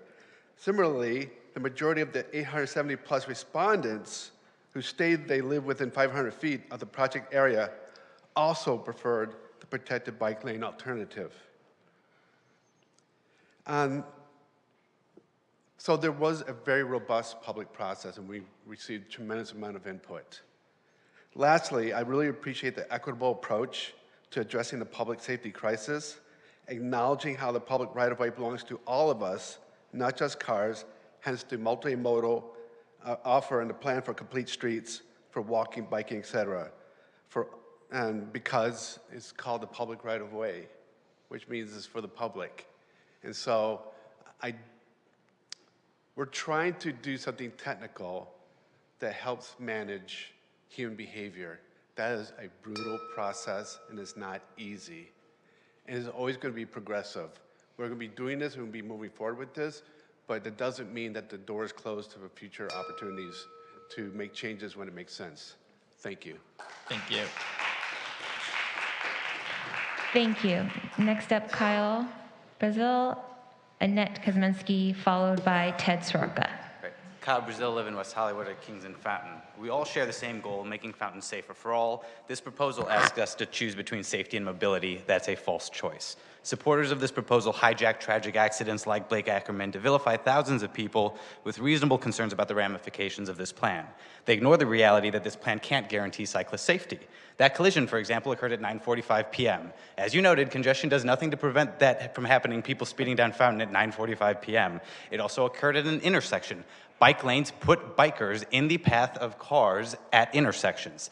This is not, you won't hear him refer to stats about why bike lanes are better than other options like speed bumps, because they didn't do the work to do that. They didn't assess that question. Like you made the point of, this was flawed from the start. The objective was not to assess safety options, it was to support the implementation of bike lanes. If you want to truly end cyclist risks along Fountain, you would ban cyclists from Fountain. You would redirect that traffic off Fountain to wider, safer streets. Why are you so opposed to that, but open to vehicular redirection? It's because you don't care about safety. It's about prioritizing the entitlement of 1% of bike commuters over the 99% of people that use cars down these roads. This team is pushing this proposal forward despite the inability to answer basic questions about the feasibility of less divisive, safer solutions like speed bumps, which do the same exact thing. This effort and these council members never cared about identifying safety solutions. It's been about justifying bike lanes. This is a loud minority, ignoring today's realities, pushing their hopes for the future of urban transit, inciting the backlash of a frustrated majority being ignored. Idling traffic is bad for the environment, and WeHo isn't an island. So any true transit transformation for a greener tomorrow requires broader cooperation throughout LA County and neighboring communities. What we all really need to do is evaluate the trade-offs of safety-enhancing options, most of which preserve traffic mobility. People need emergency services. People need to commute to work. We want consumers accessing WeHo. That's why we raised sales taxes, wasn't it? We wanted people to come into WeHo and spend money. But we don't seem to care about the impact of these on traffic reduction and diversion on businesses. Should a sale be prioritized over life? Absolutely not. But there's that false choice again. You don't have to give up mobility to prioritize and improve safety. Let's stop pretending like this project team ever cared about identifying the best solution for safety or improving Fountain Avenue. This, from the start, was about justifying bike lanes. It's why the survey had 3 options, do nothing, or 2 options about bike lanes. Nobody wanted a real answer here, and to move this forward based on the answers you heard today, I'll say the one positive, I'll give you a compliment with the minute you took away from me. There were good questions asked by this committee of this person tonight. The answers you heard should give you pause about moving forward. Those were not satisfying answers, suggesting the work has been done to justify moving this proposal forward. So you might not be accountable to the voters, but the council members are, and I hope legal fights and bureaucratic red tape will at least tie this up until we can get council members that care about the citizens of WeHo. Thank you. Thank you, Kyle.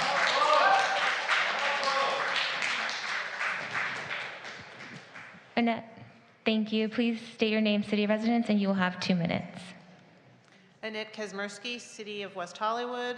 I live on San Vicente, which is of course the western end of the city. I love living in the city, so when I had a job that was 30 miles east of the city, I remained living in the city and had to rely on Fountain to get across the city to points east. There was no feasible public transportation option to get to that job 30 miles away that would have started early enough in the morning and gone late enough at night to allow me to do that by public transportation. I had to take trips originating in the city, but basically taking Fountain as that thoroughfare or arterial street, which we say it is not supposed to be. I don't know what my alternatives were, and I don't know how this change will impact the traffic on other side streets, Sunset or Santa Monica, because as you point out, the traffic, as you pointed out multiple times, the traffic model is outdated.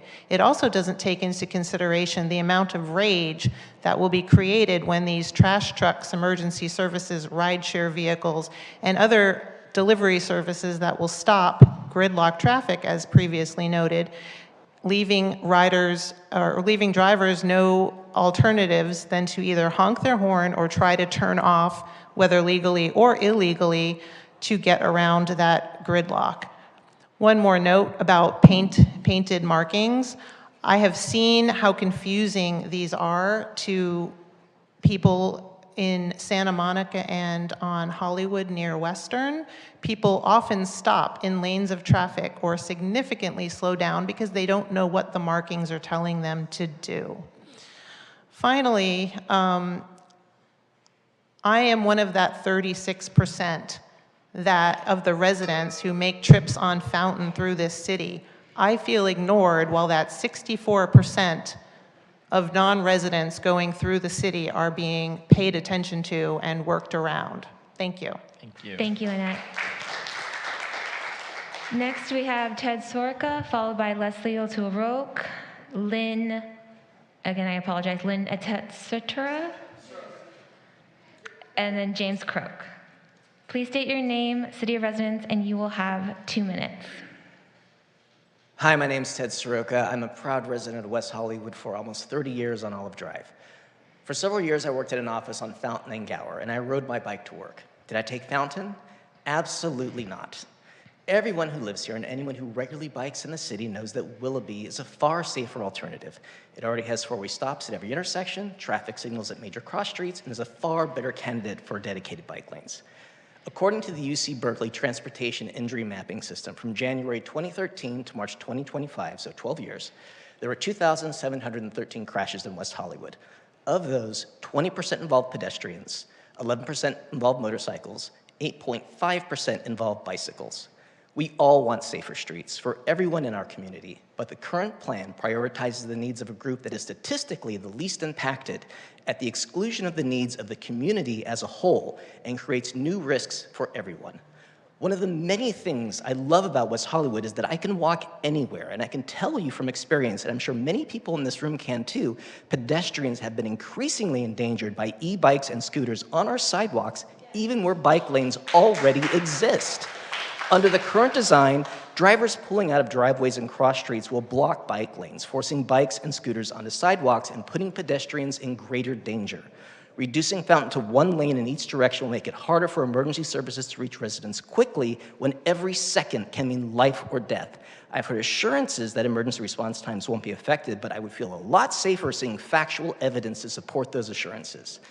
Every crash is a tragedy, especially the ones that result in a loss of life, but the current plan is pounding a square peg into a round hole. It marginalizes the residents who live on or near Fountain, and my home is in 500 feet of Fountain, and I'm pretty sure I was not included in any of the previous outreach.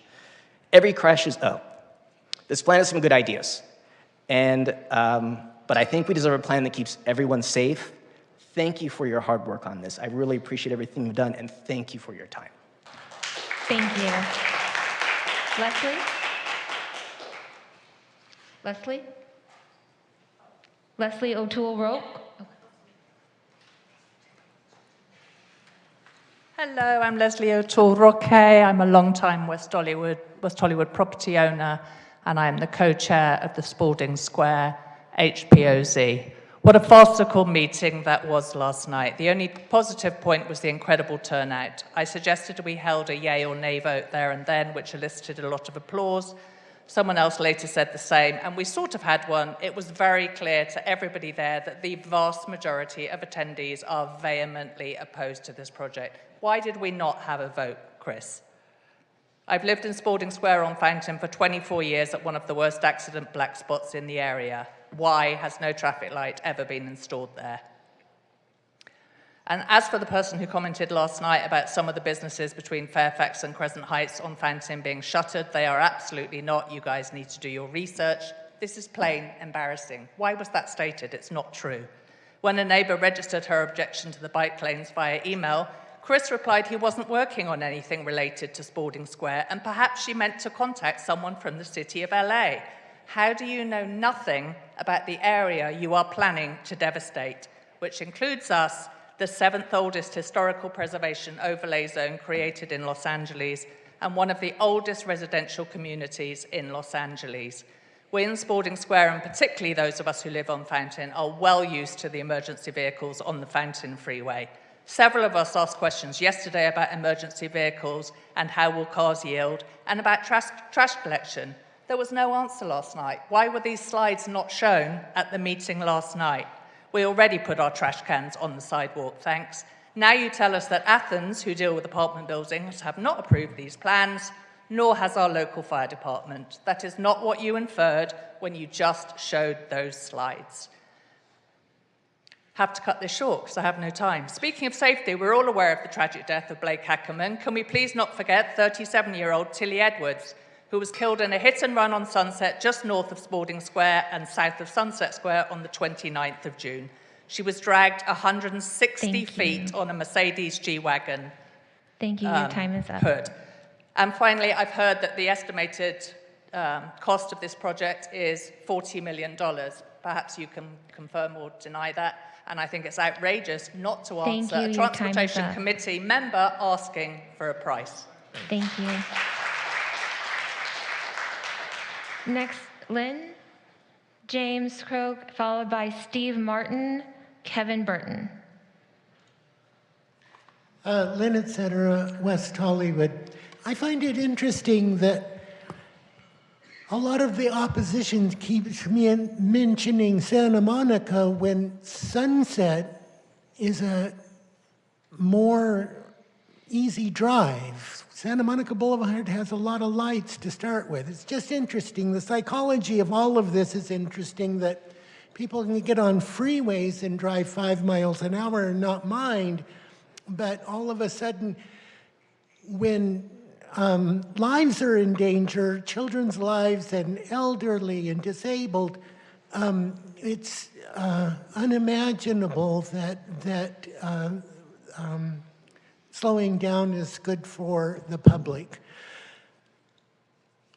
Anyway, let's get this idea down the road. I'm so thankful that the City Council has voted for this and that you are all working on this, and ideas will happen and change will happen. And I can't express enough, because I live right on Fountain for 41 years, how many times, and near Plummer Park, Fountain and Fuller's where I live, how many times I've seen 8-year-olds on a scooter, you know, doubled up, and how many times I've seen children in danger, how they've commandeered the bikes and everything that they have, that we can do better.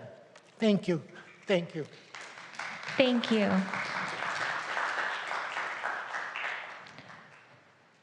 James, and then followed by Steve Martin, Kevin Burton, and Patricia D. Please state your name, city of residence, and you will have 2 minutes. Hi, James Croak, West Hollywood. We've had some pretty intense meetings the last couple of days, so she had to come with me today because she didn't want to be without her dad. That being said, I am opposed to this plan as it is. We definitely need protected bike lanes in WeHo, without question. The problem is that Fountain's not the place. That is it has become an arterial street. I know it was not set that way initially, but our arterial streets, which are Melrose and Santa Monica and Sunset and some of these other roads, have been consistently downgraded as well. They've included more lights, more crosswalks, more everything, and they've started to share bike lanes. I think, personally, I would rather see Santa Monica be a protected bike lane. That's where the businesses are. That's where people are riding their bikes to and from. That's where they spend their money. That's where they're fighting for sidewalk real estate. Fountain doesn't make any sense to me to go there and make that a bike lane. It's like, we need traffic to come through. As you can see, we have 35,000 cars per day going through this corridor. When you talk about I-10 being an avenue or an alternative, that makes zero sense. I traverse the city. If you look at a map of the city, West Hollywood is like the people going north to avoid traffic or go through the I-10 or to get to these places. You have to go through West Hollywood. As a father, I can't navigate my street, my residential streets. I have to go out into the street in a lot of places because the sidewalks are broken from developments that have been abandoned, from places that you can't even get through because of foliage overgrown. We're fighting for space even in the sidewalks and in the neighborhood spaces. People who are now frustrated from trying to drive through Melrose and Santa Monica, which you can no longer do casually because there's constant pedestrians, there's constant lights. It's faster to go through like Romaine and Waring and some of these other roads. It's not just gonna be Willoughby and Sunset that take this traffic. It's gonna be the roads that I have to push her through in her stroller or in her car, or we scoot her through, that people are coming through there. There's no sight lanes on most of these roads. Fountain we need to keep it the way, or we need to fix all of our roads. We need to fix all of them. Thank you. Please state your name, city of residence, and you will have 2 minutes. Steve Martin, Poinsettia Drive in West Hollywood. I would note that the November 2022 vote of the City Council to put in bike lanes was not the unanimous vote of the council, and also that it was not a plan. As John Erickson has often said, it was a concept. There's a lot of bureaucratic nuance that maybe you haven't picked up. The fire department and the sheriff was asked to comment on the design. Nobody was asked about response times. We've all heard through the neighborhood watch groups that there are concerns about response times. That was not honestly addressed. The idea, Athens didn't check off on the design. They were just notified of the design. They haven't promised to modify their behavior at all, which means we are going to have trash trucks up and down the street when it's down to 1 lane in each direction every day. It's going to be havoc. Not to mention ambulances, moving vans, Amazon, Ubers, whatever. Anyway, this plan is half-baked. But it's going to council. We got this little postcard saying we should come and give input. But as we've seen, as staff has told us, if there's any new ideas coming from the public or from this commission, there is not time to study them. Therefore, staff said they can't make recommendations. So that kind of leads to the question is, why are we here? I mean, we're told, given some figure, only 5 or 10% increase of Santa Monica traffic when Fountain's going to be reduced by 60%. Your common sense tells you, you know that's not a right number. It just isn't. But it's not respectful to you, it's not respectful to the public, but we have not had an input.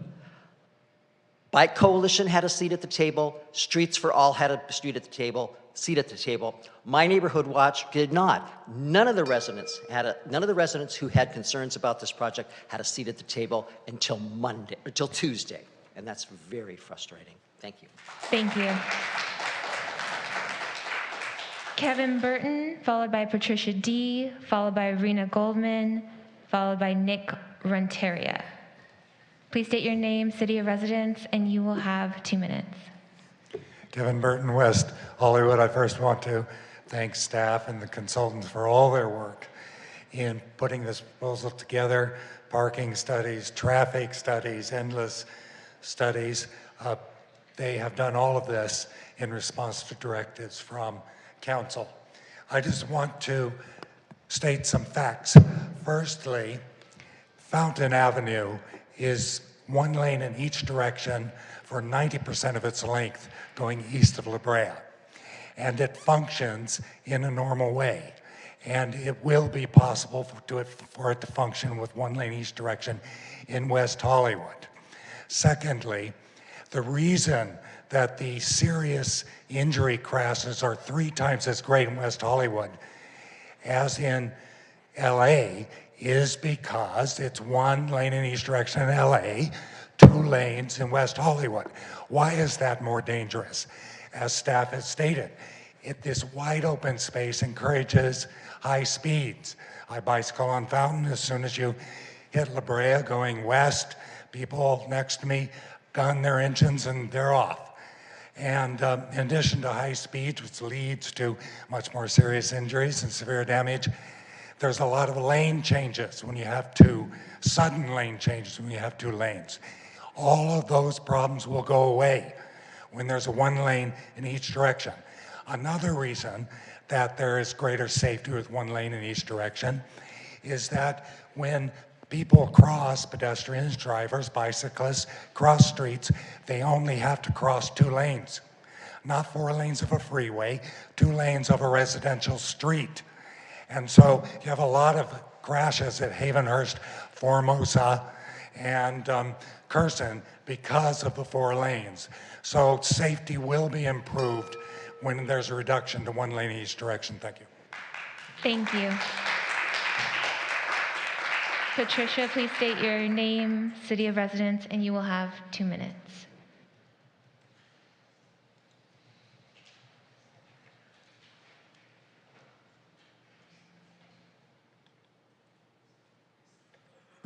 Good evening.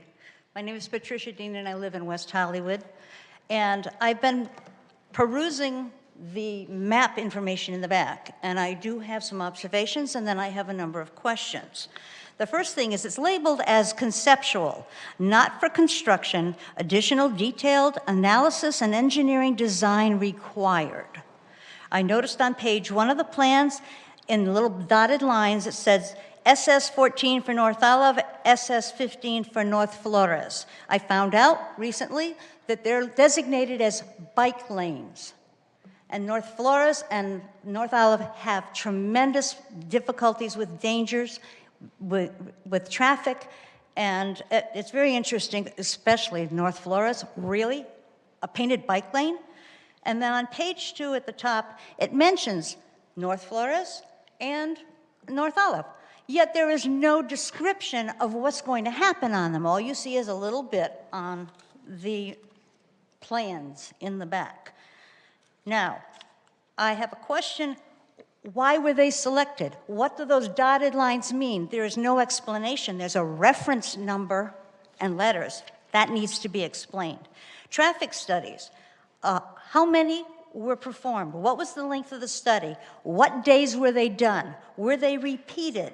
How many times were they repeated? Is the information available to the public? Which streets were gone and evaluated? Notification of residents affected. I never received notification in due time to be able to go and respond to this. This was just, in the last week we got a postcard. That is not notifying residents of impending changes.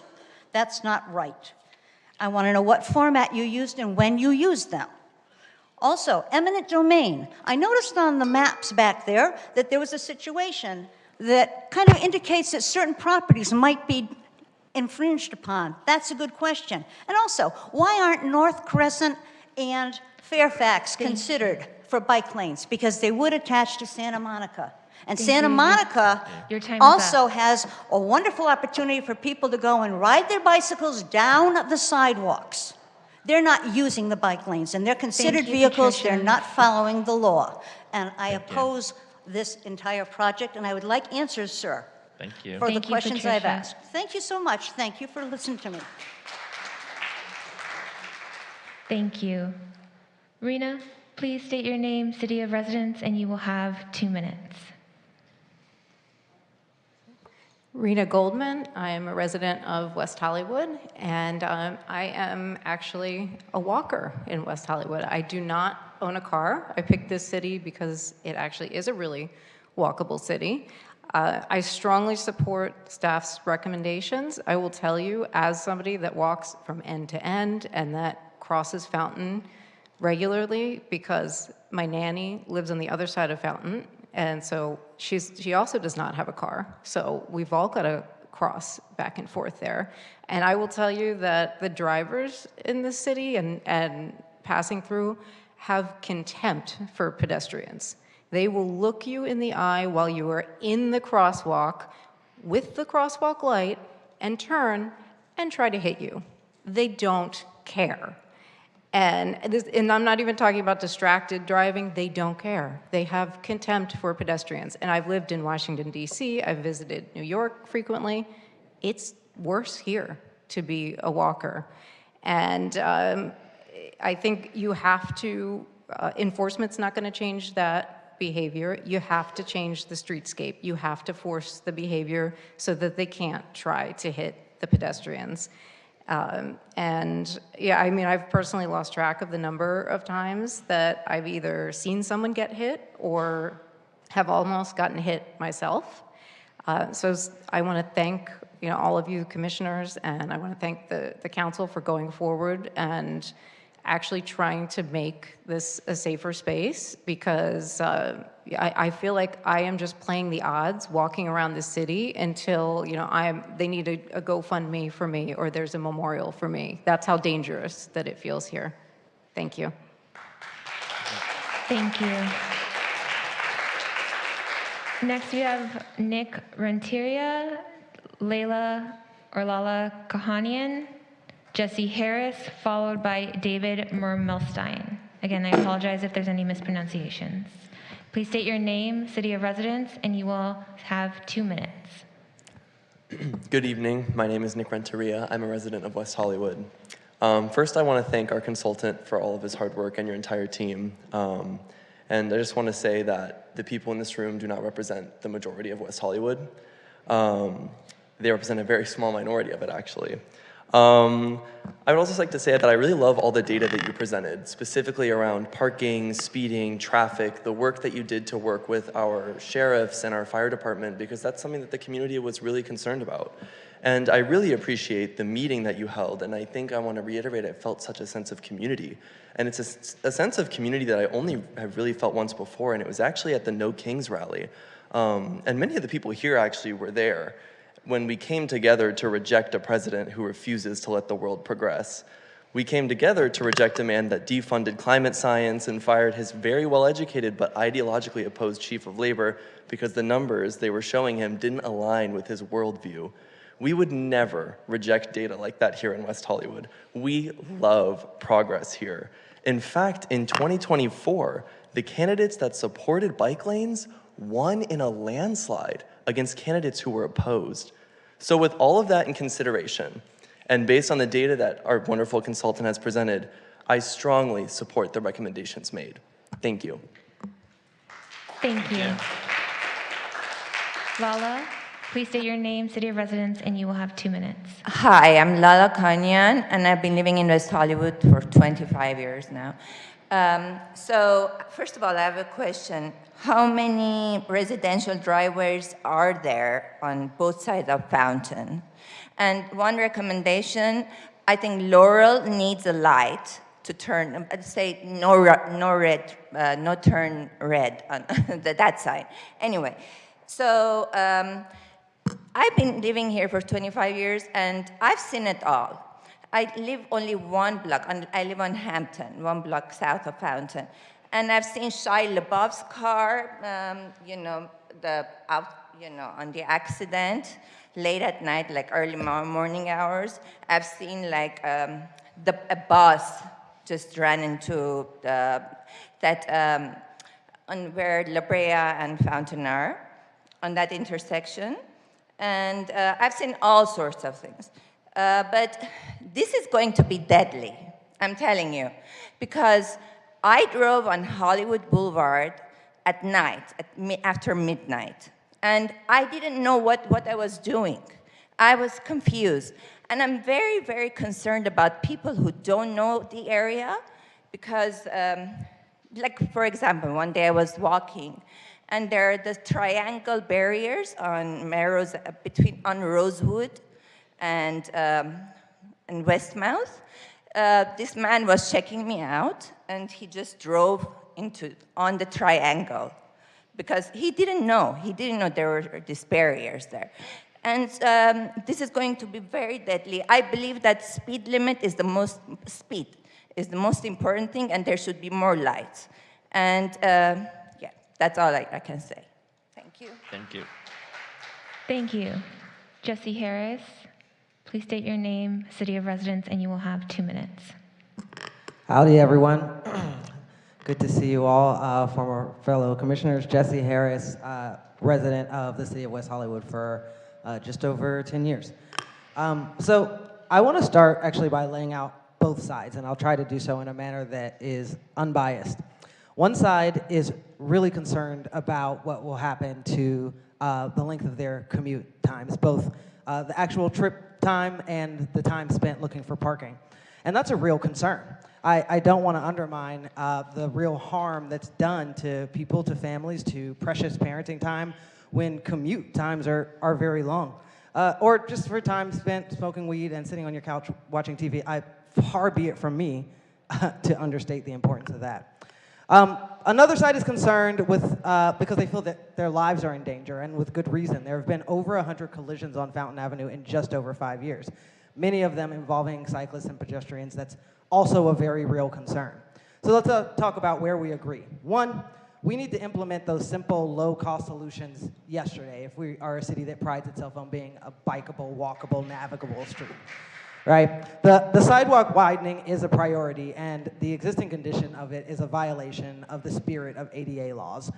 Just widening the sidewalk will require the removal of either a parking or travel lane, so that is irrespective of bike lanes. And the reduction of on-street parking that's proposed by this project will be about the same as the current unused parking capacity along Fountain. Emergency access. Fountain Avenue is 1 lane in each direction for most of its length, but all the houses east of La Brea are not smoking embers. This redesign will actually give cars a place to pull over when emergency vehicles need to pass. Over 95% of the adjoining parcels on Fountain are residential uses, and they all deserve to have a neighborhood street. I'll finish with this. My mom passed away 6 years ago from bone cancer. If you told me that she could still be here today, but it would add 10 minutes to the commutes of everyone in here, I would add those 10 minutes to your commute, and I would do the same for you.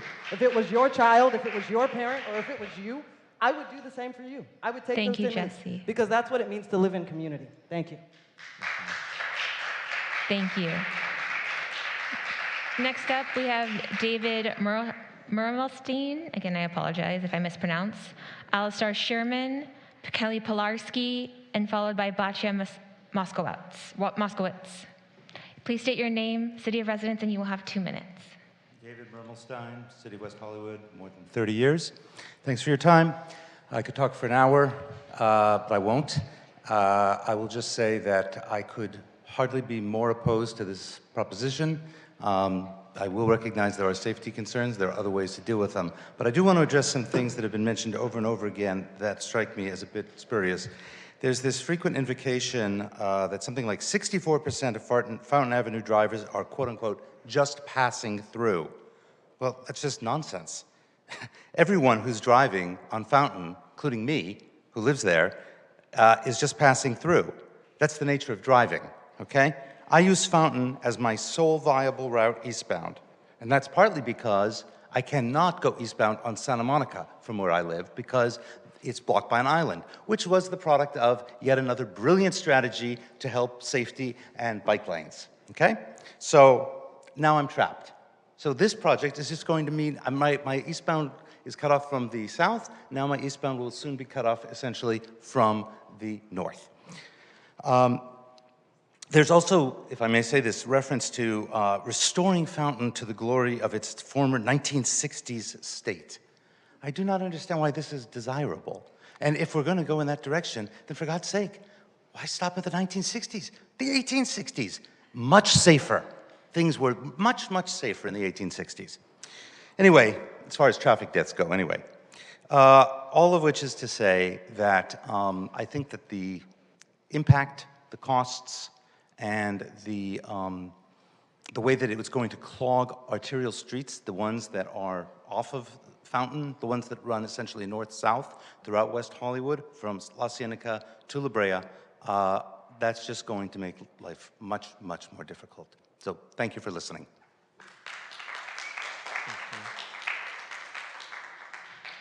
Thank you.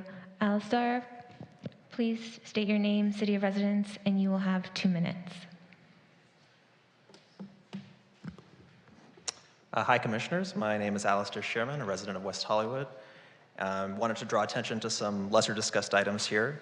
First, I hope you support keeping the existing right turn only restrictions.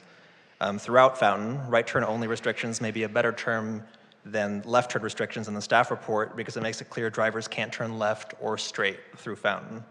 These intersections that have them for a reason. Havenhurst Drive, for example, an intersection I used to live by with Dan, had repeated car crashes from drivers on Havenhurst trying to cut straight through Fountain without a light. And safety has been significantly improved when the restriction was implemented a few years ago. In the interest of safety, it would be prudent to keep these restrictions, even with the streetscape project. Excuse me. Second, I hope you endorse the interim, immediate traffic calming measures, including leading pedestrian intervals, setting traffic signals to recall, and lifting peak hour restrictions. I appreciate staff trying to find urgent solutions here, given the recent serious injury and fatality on this street, and they deserve our support. Finally, I too wish wider sidewalks could be made the priority here, implemented in phase 1, but I understand that's a bigger engineering challenge. I also wish a middle ground could be explored with a continuous center lane or additional left turn pockets to better preserve the flow of traffic. This would also allow more space for emergency vehicles, but I understand there's limited width to fit everything. So on balance, if the streetscape project can improve safety, as similar past projects have shown that they do, I think it's worth a shot and deserves your support. Thanks for your consideration.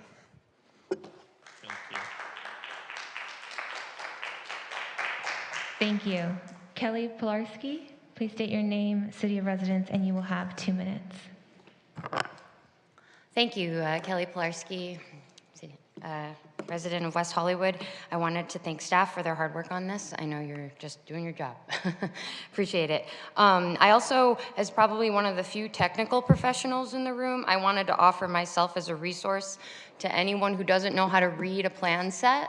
I can help you understand this because I know that's confusing to people. And it's always fun when you come from a space of education instead of fear and confusion. I wanted to have a little other conversation around convenience. So drivers no longer have to slow down or change lanes to safely pass cyclists, leading to a more consistent and less frustrating driving experience. Drivers can focus on other vehicles without added stress of navigating around bikes in their lane. Think about this. Bikes have a direct route where they stay in their lane.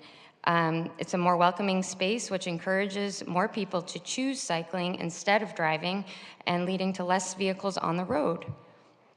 A few questions that I had when looking at these plans, I wanted to ask if there were any intersections that are being considered for four-way stops. Speed bumps have come up a few times, and as most professionals know, those are the least effective at slowing people down. Four-way stops do a great job.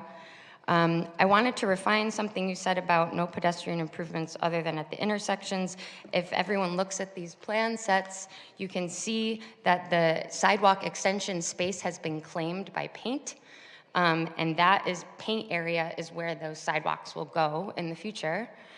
So I can walk you through that in page 5 through 15.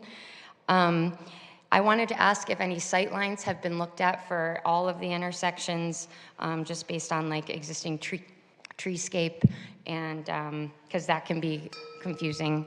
And one last thing, I would recommend additional thought be given to the Fountain La Brea intersection traveling west. Thank you. Thank you. Next, we have Batya Moskowitz, followed by Victor Omonchenko. Please state your name, city of residence, and you will have 2 minutes. Is this up the right height? I can move it down. Okay. Is that better? Okay. Sorry. Yeah. Okay. Oh, yeah. Okay. I hear the difference. My name is Batya Moskowitz. I'm a WeHo resident. And I think my biggest concerns are with phase 1. I think phase 2 could do great work, especially if the bike signals are implemented. As we often see on Santa Monica, bikes might slow down, but they're still going through the red lights because they think that they don't apply, or they'll go into pedestrian pathways at crosswalks because they think that, oh, they don't have to stop for the light. So if they had a signal, that would, I think, definitely help them stop and help make it safer for everyone. Another question that I have is, in phase 1, it's just going to be paint. Is that going to be light reflective paint that shows up at night? Is there going to be any measure to make sure that people are prepared for that to be implemented? Like, usually when there's construction happening in the city, the only notification I get is once it's already started, or it's the next morning that I see it, right? I think that there needs to be a lot of steps taken to prepare people for this change, especially if it's going to be something permanent that will require them to rethink their pathways. I know that in Topanga, when they had construction happening after the fires with the landslides, my Mini Cooper, on the navigation portal, it showed you cannot use these paths they're being constructed on. I think that would be a great way to help people avoid Fountain in order to prepare for this traffic change. That is all. Thank you. Next up, we have Victor Omonchenko, followed by Beatrice Noronia.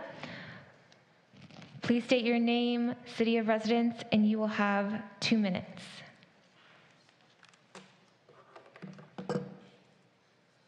Good evening, commissioners. My name is Victor Omolchenko. I'm a longtime West Hollywood resident. I've lived here for 23 years. I'm a pedestrian, I'm a bicyclist. I used to have a car, and I just arrived here on my bicycle from visiting a friend in the hospital in Santa Monica, and I just want to thank region-wide the fact that we have more and more improving bicycle infrastructure. That said, last night's public forum at Plummer Park, in my years of living here, I have never seen such a large and passionate turnout on a community forum issue.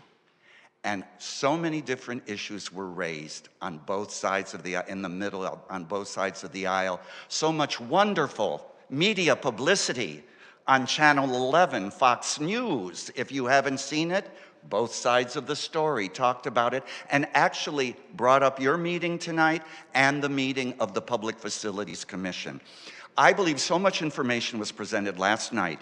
Do you have the benefit of those viewpoints in a summary from staff about all the issues that were raised? You should. I'm sorry if I was late, maybe you were debriefed.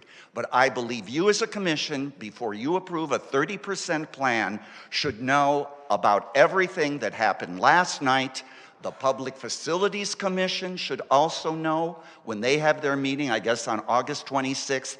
And in the meantime, this has become a city of stovepipes and silos.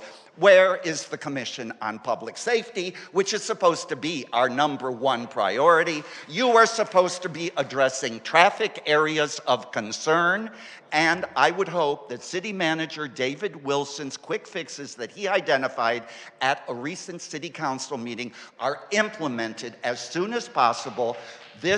You need a little bit more time for this process to continue for full community input, and you can see how many members of the public are getting involved, and I think this plan is not ready for prime time just yet.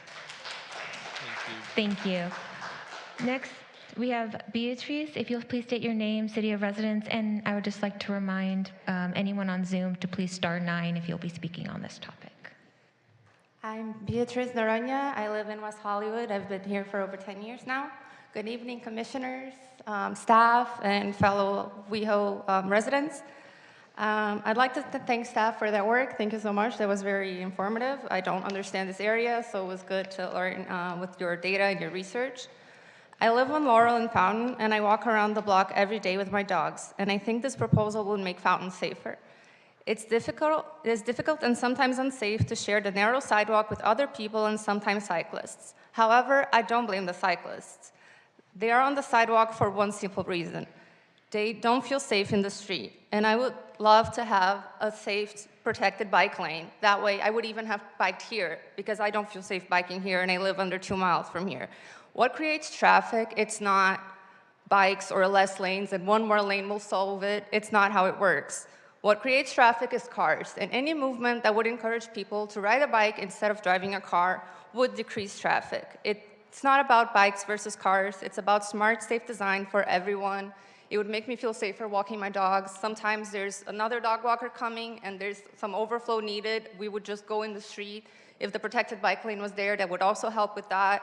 And I would really love to see my city being safer for bikes and more inviting for everyone. Thank you. Thank you. Chair, that was our last in-person speaker, and I've been informed that we do not have any Zoom speakers for this item.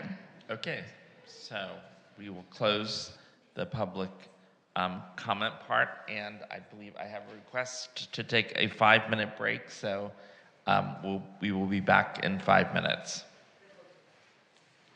Recording stopped.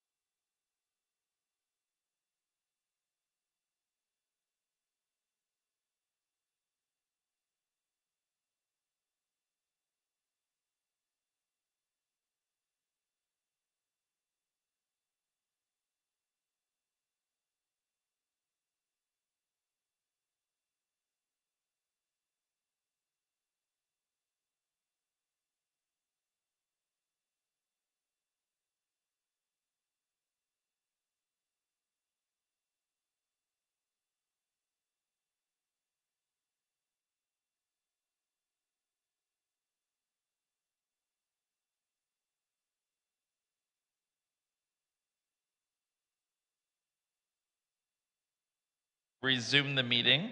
Apparently, we had one speaker who was unable. There was one speaker who was unable to do the online. So let's call that. We have one more speaker for public comment. Yes, Chair. We do have one more for item 10A, and that is Ivana Andrade. Please state your name, city of residence, and you will have 2 minutes. Awesome. Thank you so much. Good evening, commissioners. Thank you for your time. And to city staff, you're exceptional, and the city is lucky to have you. I moved to West Hollywood without really knowing what it was, and I'm so glad that I did. I immediately fell in love with the place, as everyone here can understand. I fell in love with its walkability, its inclusive values. No one at home in Colorado can believe that I live this kind of life in Los Angeles. It just doesn't compute for them. You know, this is a special place because of the city's courage to make space for a diversity of people. I'm a local government staff person myself. I lead a climate collaborative of 21 different jurisdictions. Climate change is here.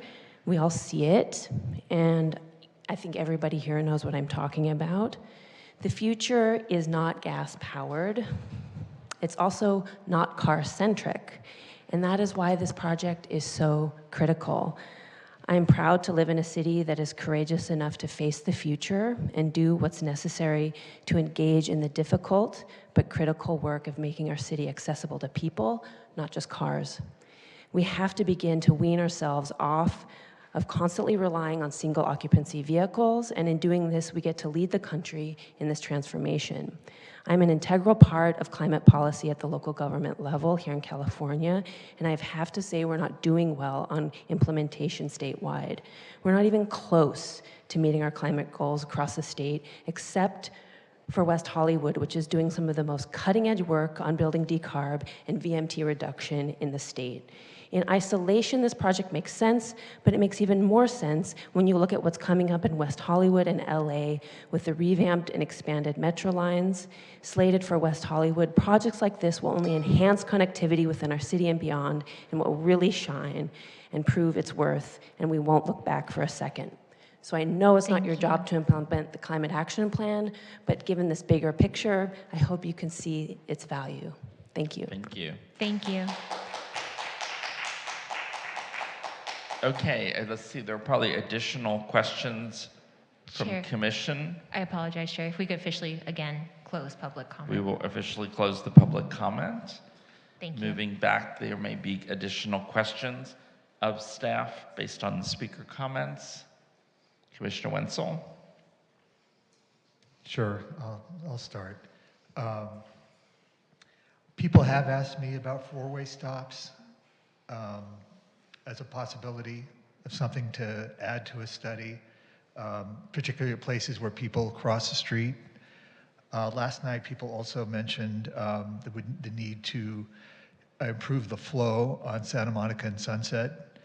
If this were to go through, which it will, I believe, it will go through in some form. I just have to say something. We all love this city. We all love this city. That's why we're here. We care. And we may have different visions of what we want this corridor to look like. But, let's hold space that, we all have some sense of goodwill. I live, there were comments in some of the comment about, do any of you actually live on Fountain? I live on the corner of Fountain and Haverhurst, and I know there are other commissioners who do. And I hear the crashes from my window of my apartment. I'm a cyclist. I use Fountain as a cyclist. I work 2 jobs. And I'm not entitled because I have a multimodal vision of Los Angeles, nor do I think that people who don't agree with this project are bad people. We just have, we have different visions, we have different questions, we have different concerns. So let's come together in the spirit of goodwill and find our way through this. I believe in the science of traffic calming and what it's done in other places. And that's just, so I support the concept of this project. Does it, we're at the 30% stage. That means we got a long 70% to go. So nothing is finished. But I think everyone needs to be heard. It's funny, I have a picture of Betty Davis, this whole Betty Davis said, take Fountain. I have 2 pictures on my phone of Betty Davis riding a bicycle. And I tell myself that, yes, Betty Davis said, take Fountain by bike. But that's fine. We all have different places, and I support everybody's space to be where they're at. And that's fine. But let's all have some goodwill for each other. Also, I want to bring up the name of Johnny Meeks, who's my friend and neighbor who just got out of the hospital, who was hit at Fountain and Havenhurst. We talk about the people who died, but there are people who are injured, and there are people who are, the people. Last night we heard from the woman who barely survived. So even the people I know who don't support this design, we all support a safer Fountain. It should not be Fountain Speedway anymore. No matter what the final thing is. And let's go on to further questions. We'll get to commissioner input in a minute. No, I understand. I thought this was the commissioner comments on this issue. No, we're talking about additional questions right now. Questions of staff. Oh, I'm so sorry. I apologize. I misunderstood where we were in the agenda. Okay. So that was my additional bit. Sorry. Okay, so no further questions. No further questions or input. Commissioner Lippbeck. Thank you. Yes, in response to some of the things I've heard, staff, the views that were presented at the meeting last night, as well as the views that were expressed today, as well as what's going to be discussed at the upcoming commission meeting before this goes to council. Will those all be presented to council in September when this goes to council? Yes, a summary of the community meeting will be included in the staff report, as will a summary of the feedback from the Transportation and Mobility Commission. And the upcoming commission meeting as well, between now and the council meeting. A summary for that staff report will not be ready yet because the staff report's already due. But I can provide it. I would hope that there would be. I would hope that there be a verbal report. Yes, okay. and there will be tonight during staff updates as well. Great. Okay. I think I have 2 more questions. Because there was some discussion about perhaps banning bikes from streets. Is it legal to ban bikes from any public street? I believe the only place bicycles can be banned is from a freeway. Thank you. And my last question, and I'll hold the comments, is on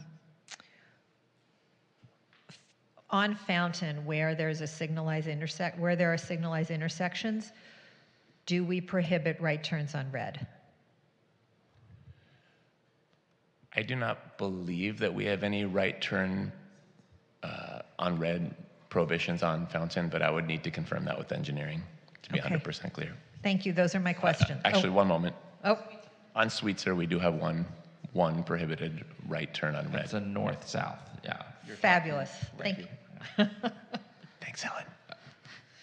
Any further questions of staff at this point? Commissioner Krieger.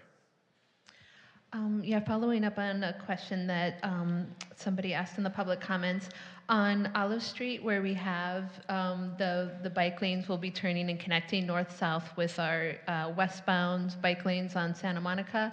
The bike lane plans for Olive Street, that is Sharrows, is that correct? That's correct. There's no bike lane proposed. Greenback Sharrows are proposed. Okay, great. So Greenback Sharrows, thank you. Okay, so it looks like there are no more questions. I'm sorry, Commissioner Korinke. I had a question regarding the potential for left turn pockets. I know that was something that was recommended, mentioned here tonight, and also recommended by the Streetscape group.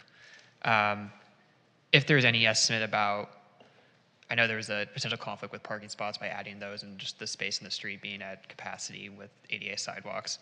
An estimate of what that number could be, and then also what number of those would already have to be moved to daylighting because it's close to the intersection. I was curious if there is a number. I know it's a recent recommendation from the streetscape meeting, and curious what you have So, there. just to make sure I'm clear on what you're asking, are you asking the number of parking spaces that would need to be lost for turn pockets? I don't know if I understood your question 100%. Yes, generally. I assumed you didn't have an exact number, but if you had an estimate or a plans to study that before it went to council. Allow me to call Matt Benjamin back up from Fair and Peers. I believe that this came up a lot last night. So a lot of people ask, can we install or include left turn pockets? And the current design of this plan is to maintain as much parking as possible, given that parking is such a concern for the community. I believe that there's a 1 space loss for each turn pocket, but I don't want to speak out of turn, so I'm going to ask if Matt can help me with this. Apologies, just before Matt begins, may I please remind commissioners, please be aware of your mic. Speak into it. It's kind of drifting in and out as you turn your head. Thank you. Yeah, in terms of adding turn pockets, it just depends on the location. Some locations are just shadowing those painted curb extensions where you may only lose maybe 1 parking space. It also depends on the length of the turn pocket, how long we want to make it. So we'd really just have to look at it on a case-by-case basis, but typically what would be impacted if we add turn pockets are some of the turn calming features that we have. We may need to remove some of the planters that are near the intersection. We were showing those planters, which can be moved. In some cases, they could be nudged closer to the curb. In some cases, they may need to be removed altogether from the plan. And then parking, again, could be impacted. Okay. And just one follow-up, that includes some spots near corners. Would those already be removed because of daylighting laws going into effect? Yeah, that's right. So that's why, some of the length of that turn pocket won't have any parking because we are in compliance with the daylighting laws. So that's where the planters and some of the other traffic calming features would go away in order to accommodate the turn pocket. Thank you. Okay. Okay. I'm sorry. Any questions? Okay. Any other questions from commissioners? Okay, so staff, again, just wanted to clarify, we will not be voting on this plan. We are soliciting input. And to summarize, you're asking for input on the plan itself. You're asking for input on proposed left turn restrictions. And you're asking for input on proposed interim immediate traffic calming measures. Correct. Okay. We want to go in that order? Any order is fine. Okay. So let's talk about overall input on the plan for commissioners. Who wants to go first? Commissioner Wenzel. I apologize for giving my comments out of order. I forgot where we were, and I support the proposal, the phase 1 going through, knowing that it's still got 70% to go. Okay, Commissioner Litvak. Are we going down the line Yeah, here? sure. We'll Let's go down the line. Thank you very much. And first of all, as someone who's been on the staff side for decades, I just want to thank the staff for all their hard work. And I know last night was a tough night, and I appreciate what you do because I've been in your shoes. Thank you. I generally support moving forward with this. I want to say, as Commissioner Wenzel started to say, we all live in this small city and there are no villains. I think people are concerned about the convenience of their neighbors and they're concerned about safety. I'm sorry, I'll try and keep talking into the microphone. I caught that. I understand that it's hard to envision something different than it is today, but I've seen a lot of changes over the years that people thought initially would lead to horrible results. Sitting here today, you might not believe some of the things people said not that long ago about bus lanes, and now we're moving forward with them. And the sky has not fallen. That doesn't mean there aren't real issues about the changes being considered.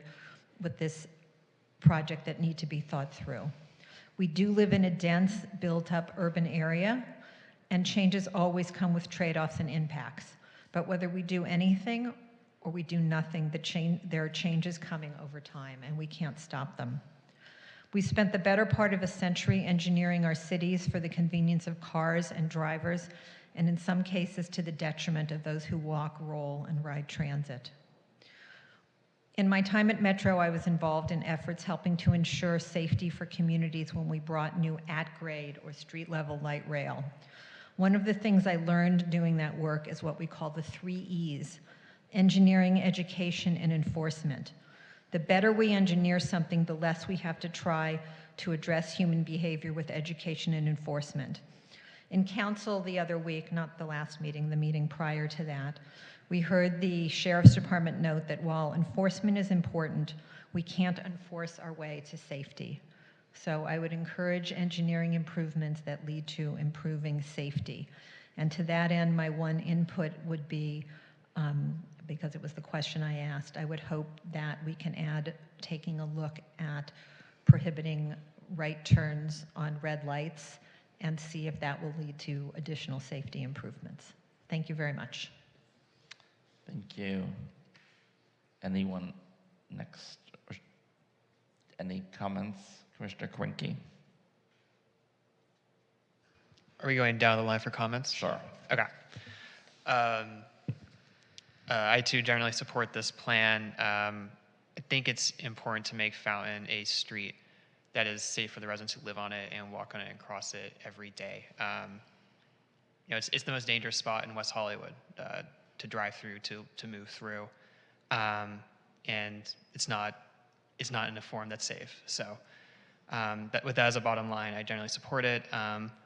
To echo my question, I do understand concerns about traffic and flow, so I want to make sure that where opportunities are there, we consider things like left turns, pockets for people to move through, other improvements like that that balance flow and parking while getting us to the goal of a safer Fountain that people do not speed through.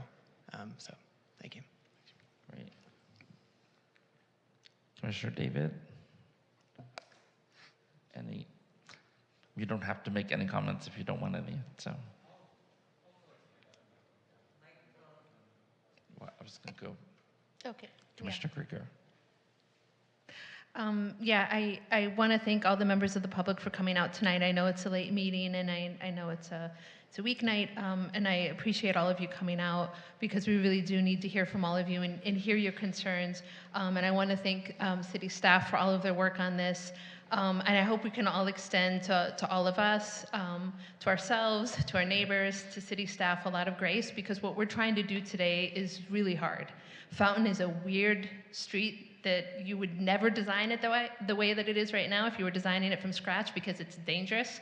And if it weren't so hard to do, we would have taken care of it a long time ago.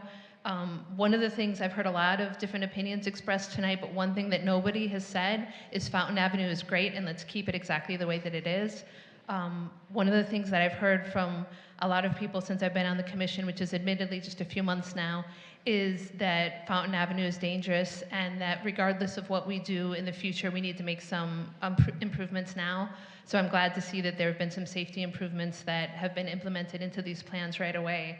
I live on Laurel and Fountain, and I always tell people that I know what time it is in the morning before I even look at my watch, just by how long people are beeping their horns. It's a street that's uniquely prone to road rage. When I first visited LA in '99 or 2000, I saw one man stab another one to death on the sidewalk over a road rage incident. And it hasn't gotten any better since then. So I understand that there are still some questions that folks have and some things that we need to work out. And one of the things that makes me really optimistic is that there's 2 phases to this project and that we can start iterating some of the things. We can look at what's working and what's not working. Some of the things, from how I'm reading all of the plans, a lot of things will be done with paint so that if they're not working, we can come back in phase 2, and there's going to be a larger steering committee that will be involved with phase 2. It will be public meetings from the start that everyone can be involved with. And this is a chance for all of us to give input and to say, okay, this thing you guys tried, you were wrong, it's not working. This thing is working, let's keep this moving forward.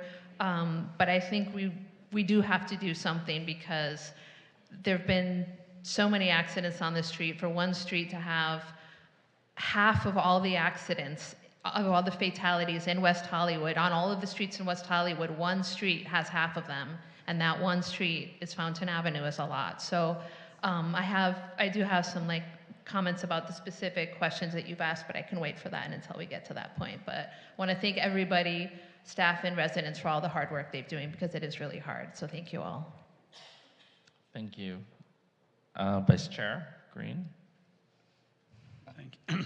Thank you, and thanks everybody for coming and helping us work through the big challenge we have here. For me, the crash and particularly the fatal and injury crash statistics are just astounding on Fountain. I mean, they're just off the charts compared to other streets. This is a big change that we're thinking about, and it's intended to be a big change.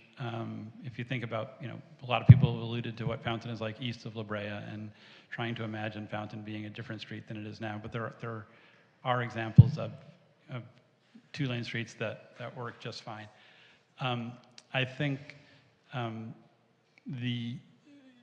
people are thinking about where's the traffic going to go, and in particular the trips that the people who live on or near Fountain are using it for their daily trips.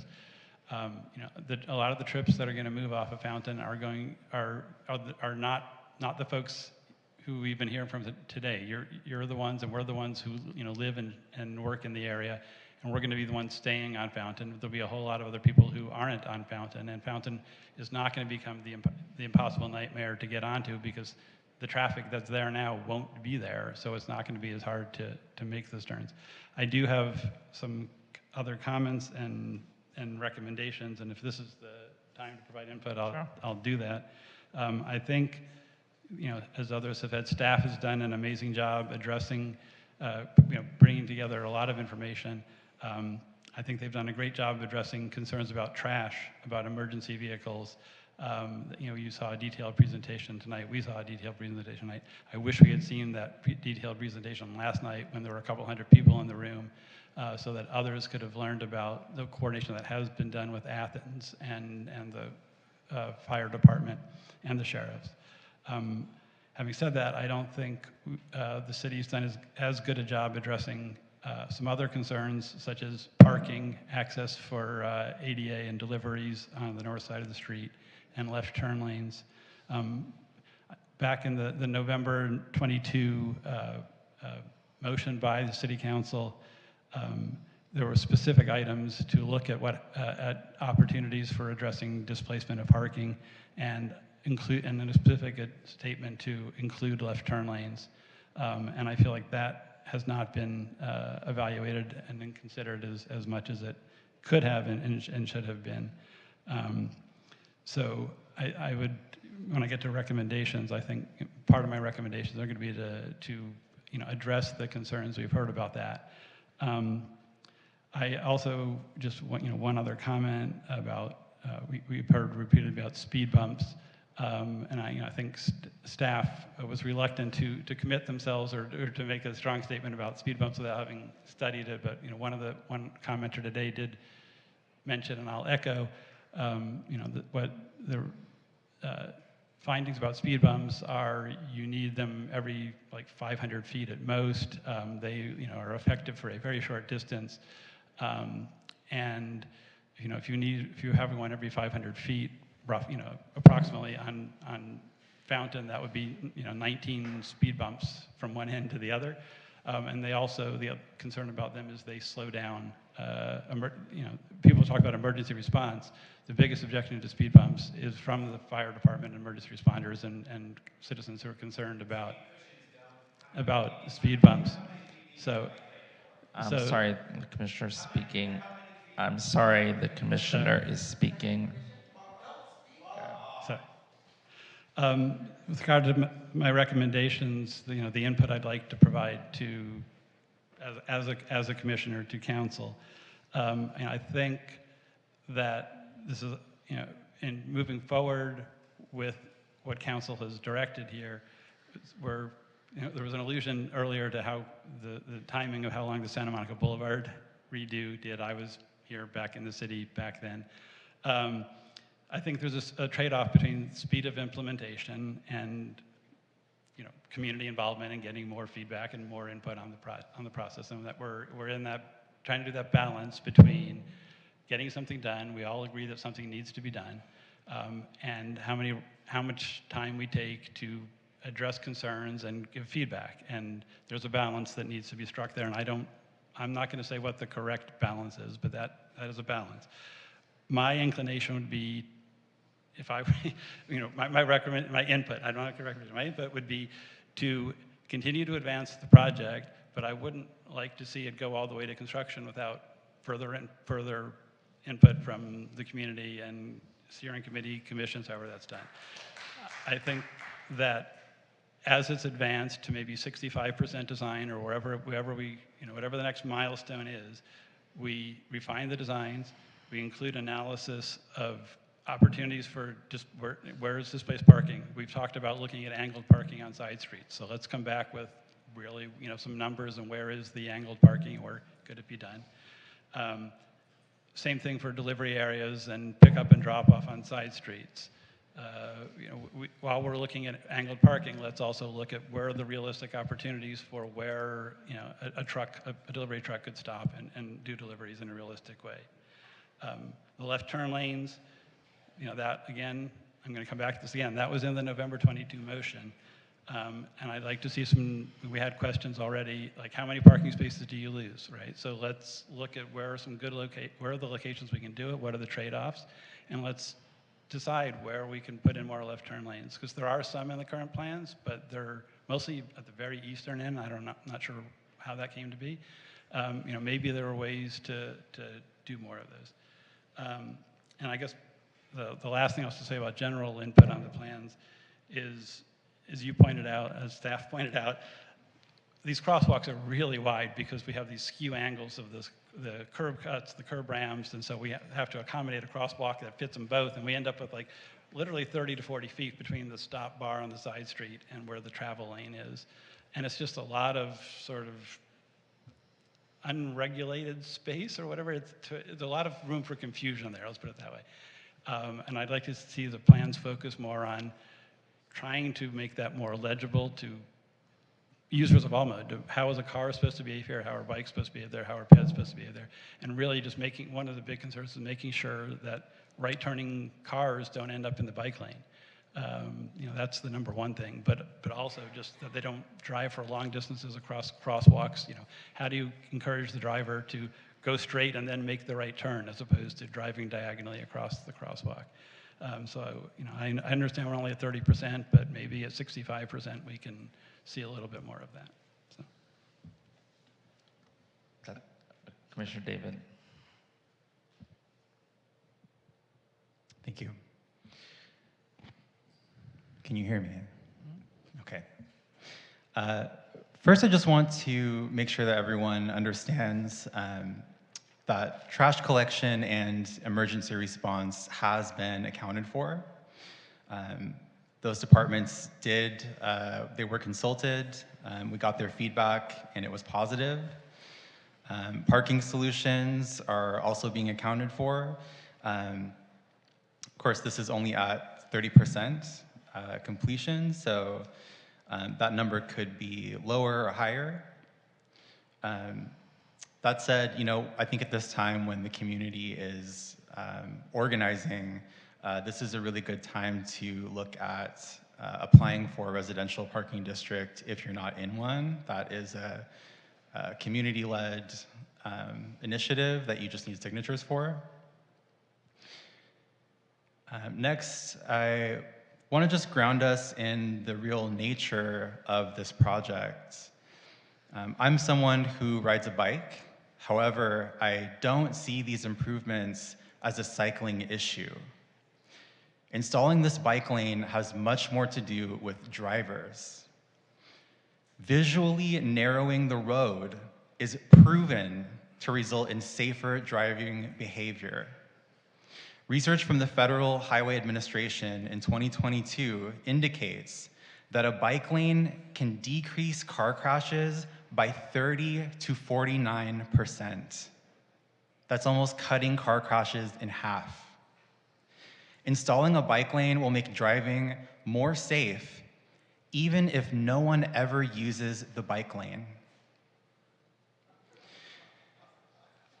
I've also heard a lot of folks calling for more enforcement, more cameras, and I understand why. The truth is, our city has continually increased investment into policing. Anyone who tells you differently is lying to you. They're lying. No, it was never cut back. It's a lie. We've also invested heavily into surveillance technology to be used by the police. You are being watched in surround sound. We have multiple types of cameras. So if what you're wanting is for your neighbors to be punished and surveilled, you have already won.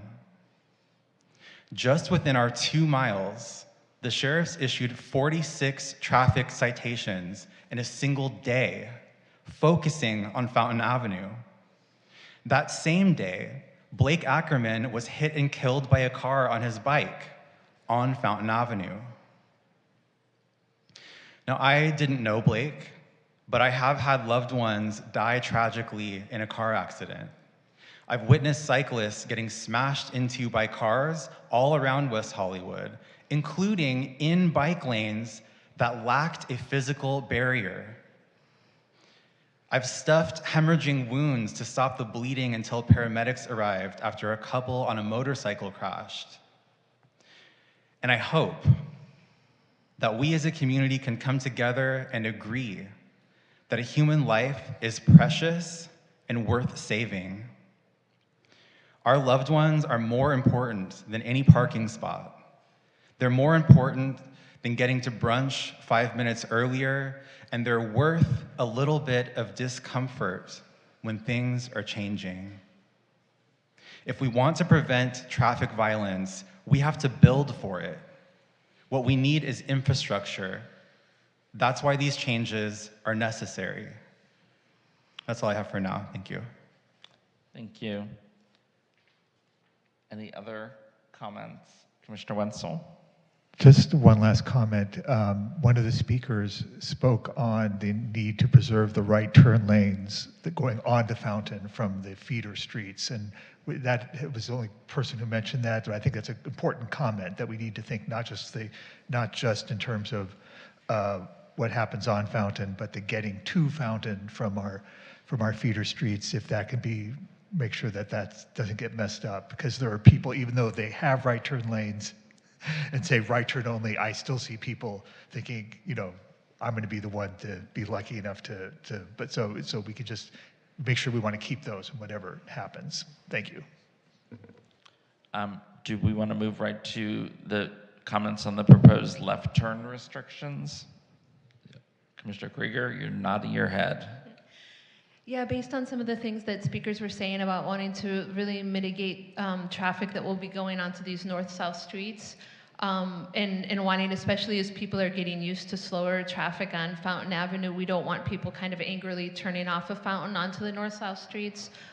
So I would agree with preserving all the left turn restrictions for that reason. And as you're saying, Commissioner Wenzel, also right turn restrictions. People are already used to those restrictions, so let's go ahead and keep that the same until we can see how traffic moves with these new changes. So we want to mitigate that traffic. Other input on the left turn restrictions? Commissioner Green. I don't have super strong feelings on them, but my general feeling is it's going to be a completely different road. I don't see a reason to start with those turn restrictions. Havenhurst may be the exception. That's been a particularly problematic intersection. But some of the others, the turn restrictions are particularly off of Fountain. Turn restrictions are almost impossible to enforce. But my inclination would be not to preserve them, but start the street from scratch. But it's not a hill I'm going to die on.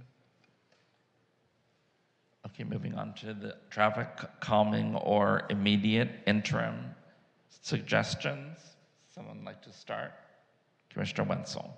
Sorry to keep starting, but I heard almost universal agreement that the quick short-term thing should have been done yesterday, and on both sides of the issue. So if that's the issue at hand, is the quick do's.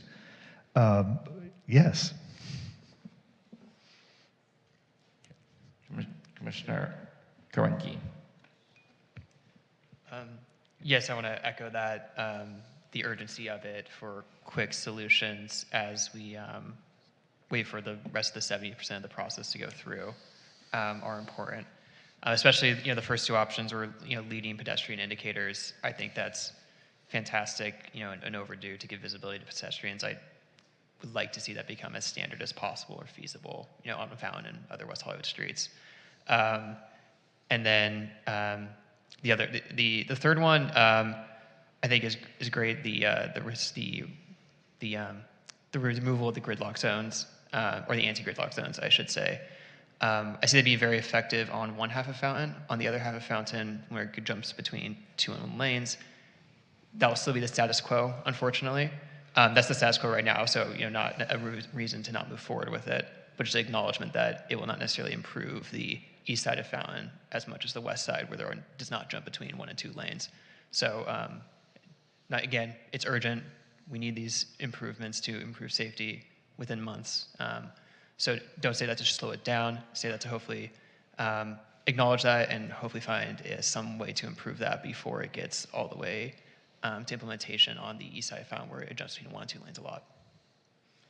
And just for clarification, the new speed limit signs are going up on Fountain. Is that correct? Give me 1 second. I'm not sure if they've been posted yet. I want to check. Have they been posted? Yeah, they have been posted. Okay, and so is that part of the quick speed limit signs, the one that tell you your speed? Is that part of a quick action? Feedback signs? They're radar signs. They're also known as speed feedback signs. Okay. They show you your speed. And is Helen saying this? Yeah, I'll invite Helen up, Director of Public. How quickly can they be installed, Helen?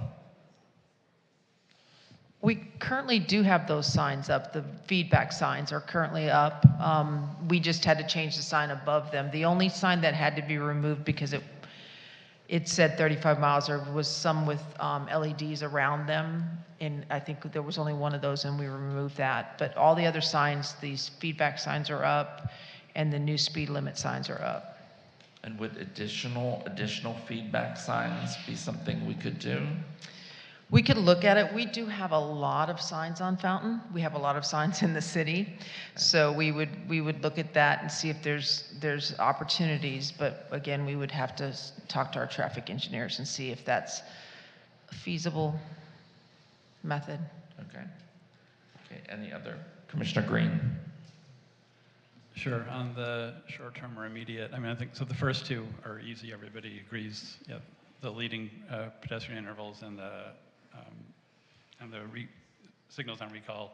Doesn't seem like any reason not to do those. I kind of alluded to some concerns I have about removing the peak hour parking restrictions.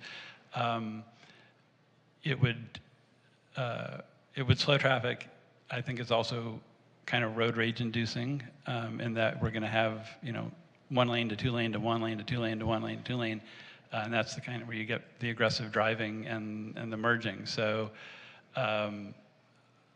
if there's widespread support for it, then let's try it. But I would also suggest maybe there is some striping that can be done there. Right now, the way Fountain is striped is limited by the fact that that parking lane is sometimes a parking lane and sometimes a driving lane.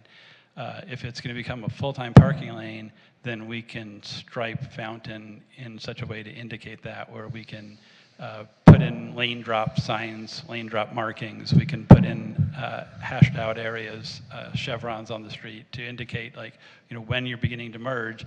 If it's a permanent feature of the road, we can have that marked and striped. You know, we can have that striped on the street. And sorry to suggest more signage, but you can put up a sign too that says, you know, lane drop, and you know those, you know those signs better than I do.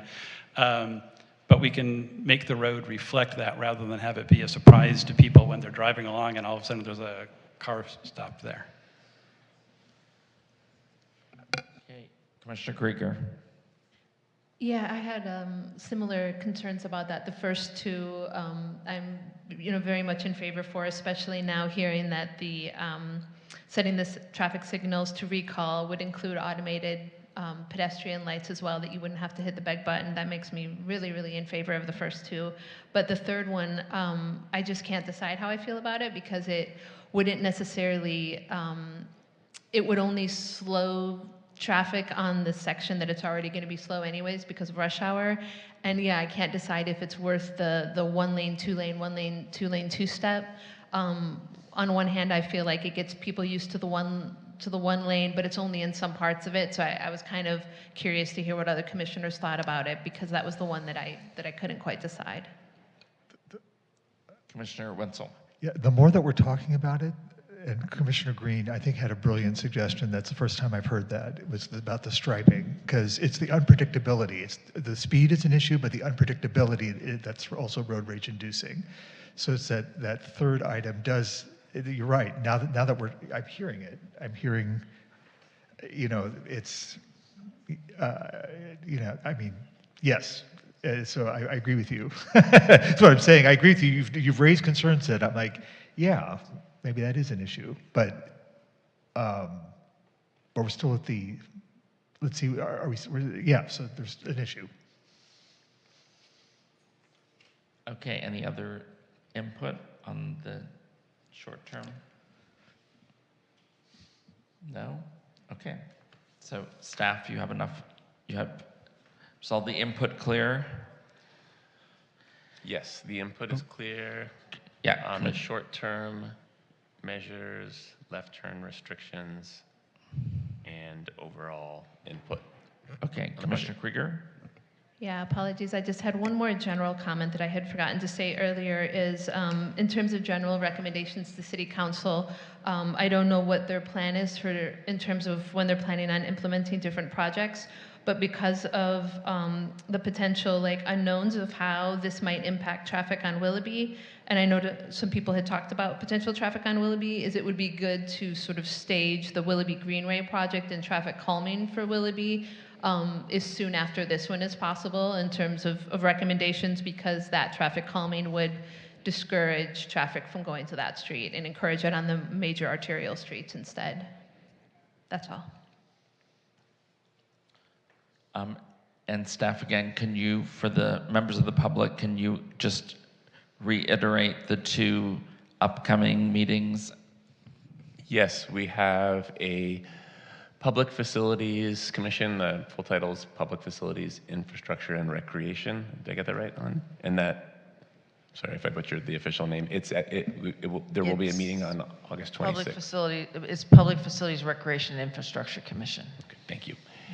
There will be a special meeting on August 26th at Plummer Park in rooms 5 and 6. And after that meeting, Chris, and what time does that meeting start? 6:30. 6:30. Thank you. And then the City Council will hear Fountain and make a decision on September 15th in these chambers. Terrific. Thank you. Thank you. So those are the very important dates. The council obviously is the one that makes the decision. I want to thank the members of the public for coming out to give us their input. We're now moving on to the rest of our agenda tonight at the meeting.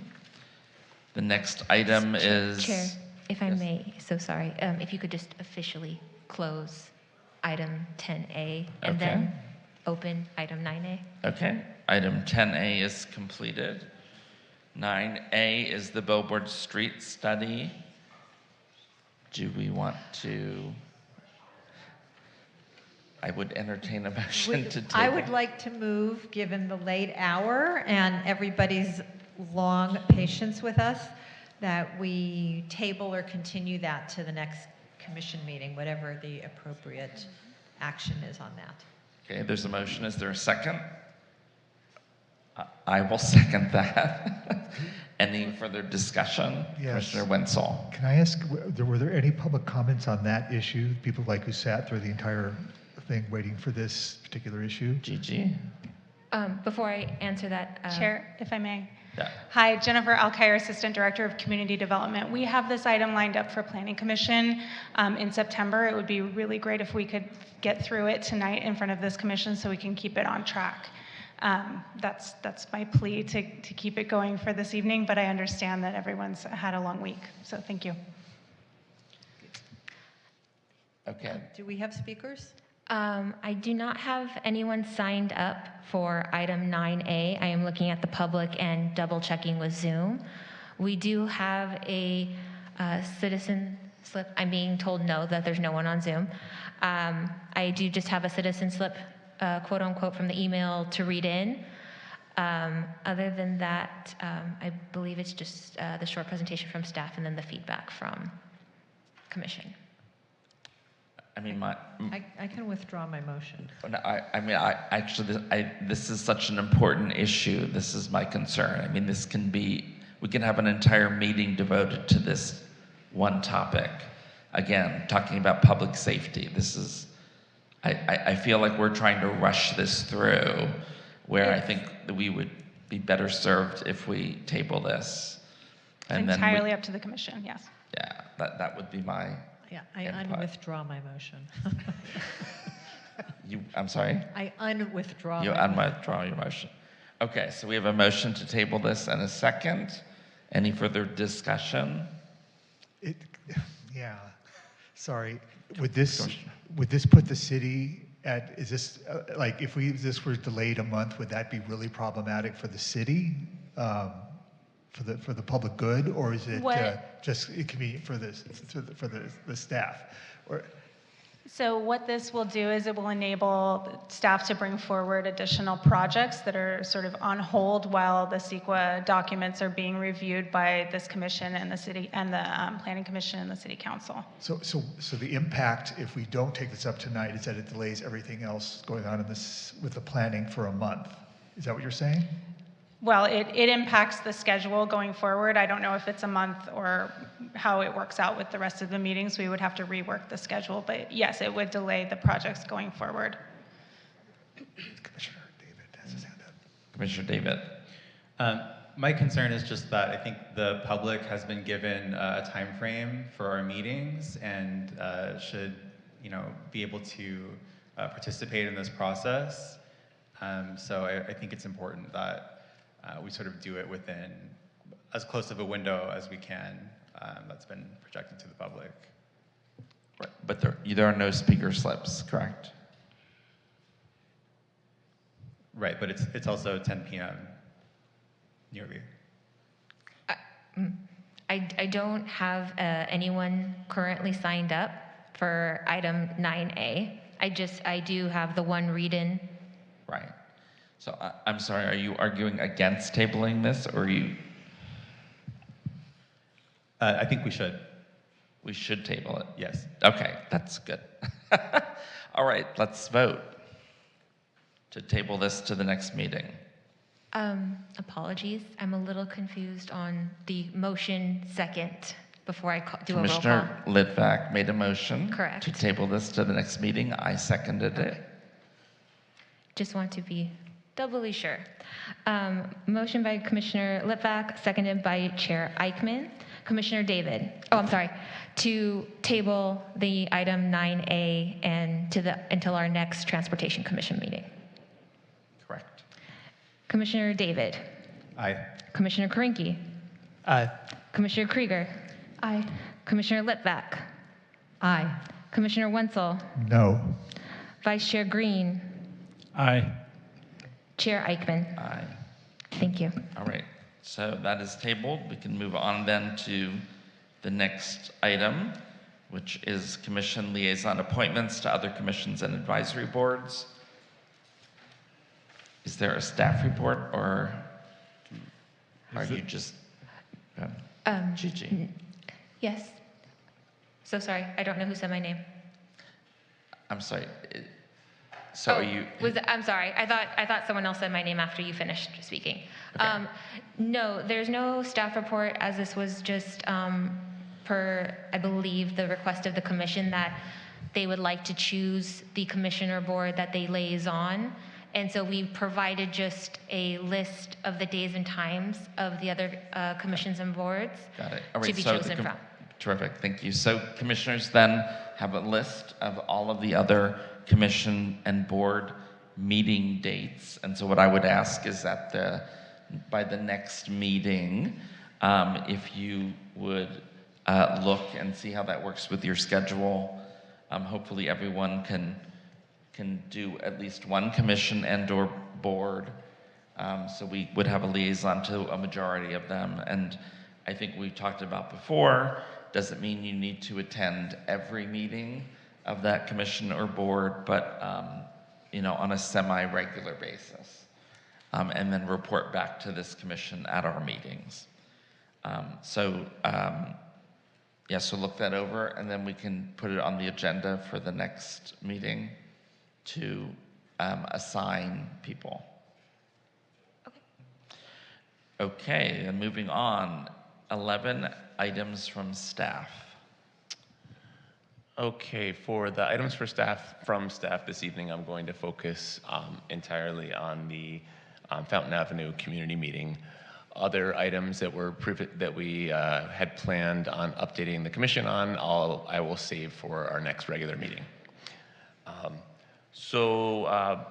I wanted to start out just by mentioning the noticing and outreach we did in leading up to the meeting last night at Plummer Park. We did a citywide mailer. We did some door-to-door outreach on Fountain. We had a team on the ground because we had heard that sometimes our mailers don't reach all people. We ran banner ads in 2 print media, WeHo News and the Beverly Press, or online and print media. We also did an SMS text blast via the city's outreach system for those that subscribe to our text messages. And then we also, there was coverage on a variety of blogs that cover transportation-related items. And there's probably additional things that I'm forgetting. So last night was probably the most well-attended public meeting I have ever been at or led, and I have been in public service since 2003. I would say there were probably several hundred people in the room. When the opening remarks began by Mayor Byers, there was still a line of people filing in. It was definitely a divided and split room in terms of opponents and supporters of the project. After the opening remarks, I gave a presentation similar to the presentation this evening. However, we had a different format that we had planned. The format had 2 options to provide public comment. One was through a system called Slido, where you can use a QR code and you could submit a question and it appears on the screen and people can like it up or down. And then the other was with index cards. We had boxes set out where people could put the index card in a box, and it was separated by topic area. So we had like waste, traffic, parking. And what we were trying to do was ensure that in the Q&A, we covered all the topic areas. Because there were so many people, we adjusted as we went through the presentation, and we had we're trying to read the pulse of the room, and we decided to open it up at a certain point and let people just pour their heart out for 2 minutes. So many people may have felt like we weren't able to get into details on waste collection and some of these nuanced topics we were tonight, simply because it would be impossible with such a large crowd that was so passionate. So we did the best that we could. I think that by the end of the night, most people felt like it was successful just in the fact that it was, everyone had an opportunity to speak, and it was peaceful. Any other items from staff? No, but I will be summarizing. We will be going through all of the written comment cards that we got at that meeting. The meeting was recorded. We'll be listening to all of the comments, and I will be summarizing the meeting for City Council. Terrific. Thank you. Thanks. Gigi, are there any public speakers in the second public comment part? Yes, I do have 3 signed up for the general public comment for item 12. Okay. Yeah, I know it's usually after, isn't it? Okay, so go ahead. First up, we have Batya Moskowitz, followed by Kelly Pilarski, followed by Victor Omonchenko. Please state your name, city of residence, and you will have 3 minutes.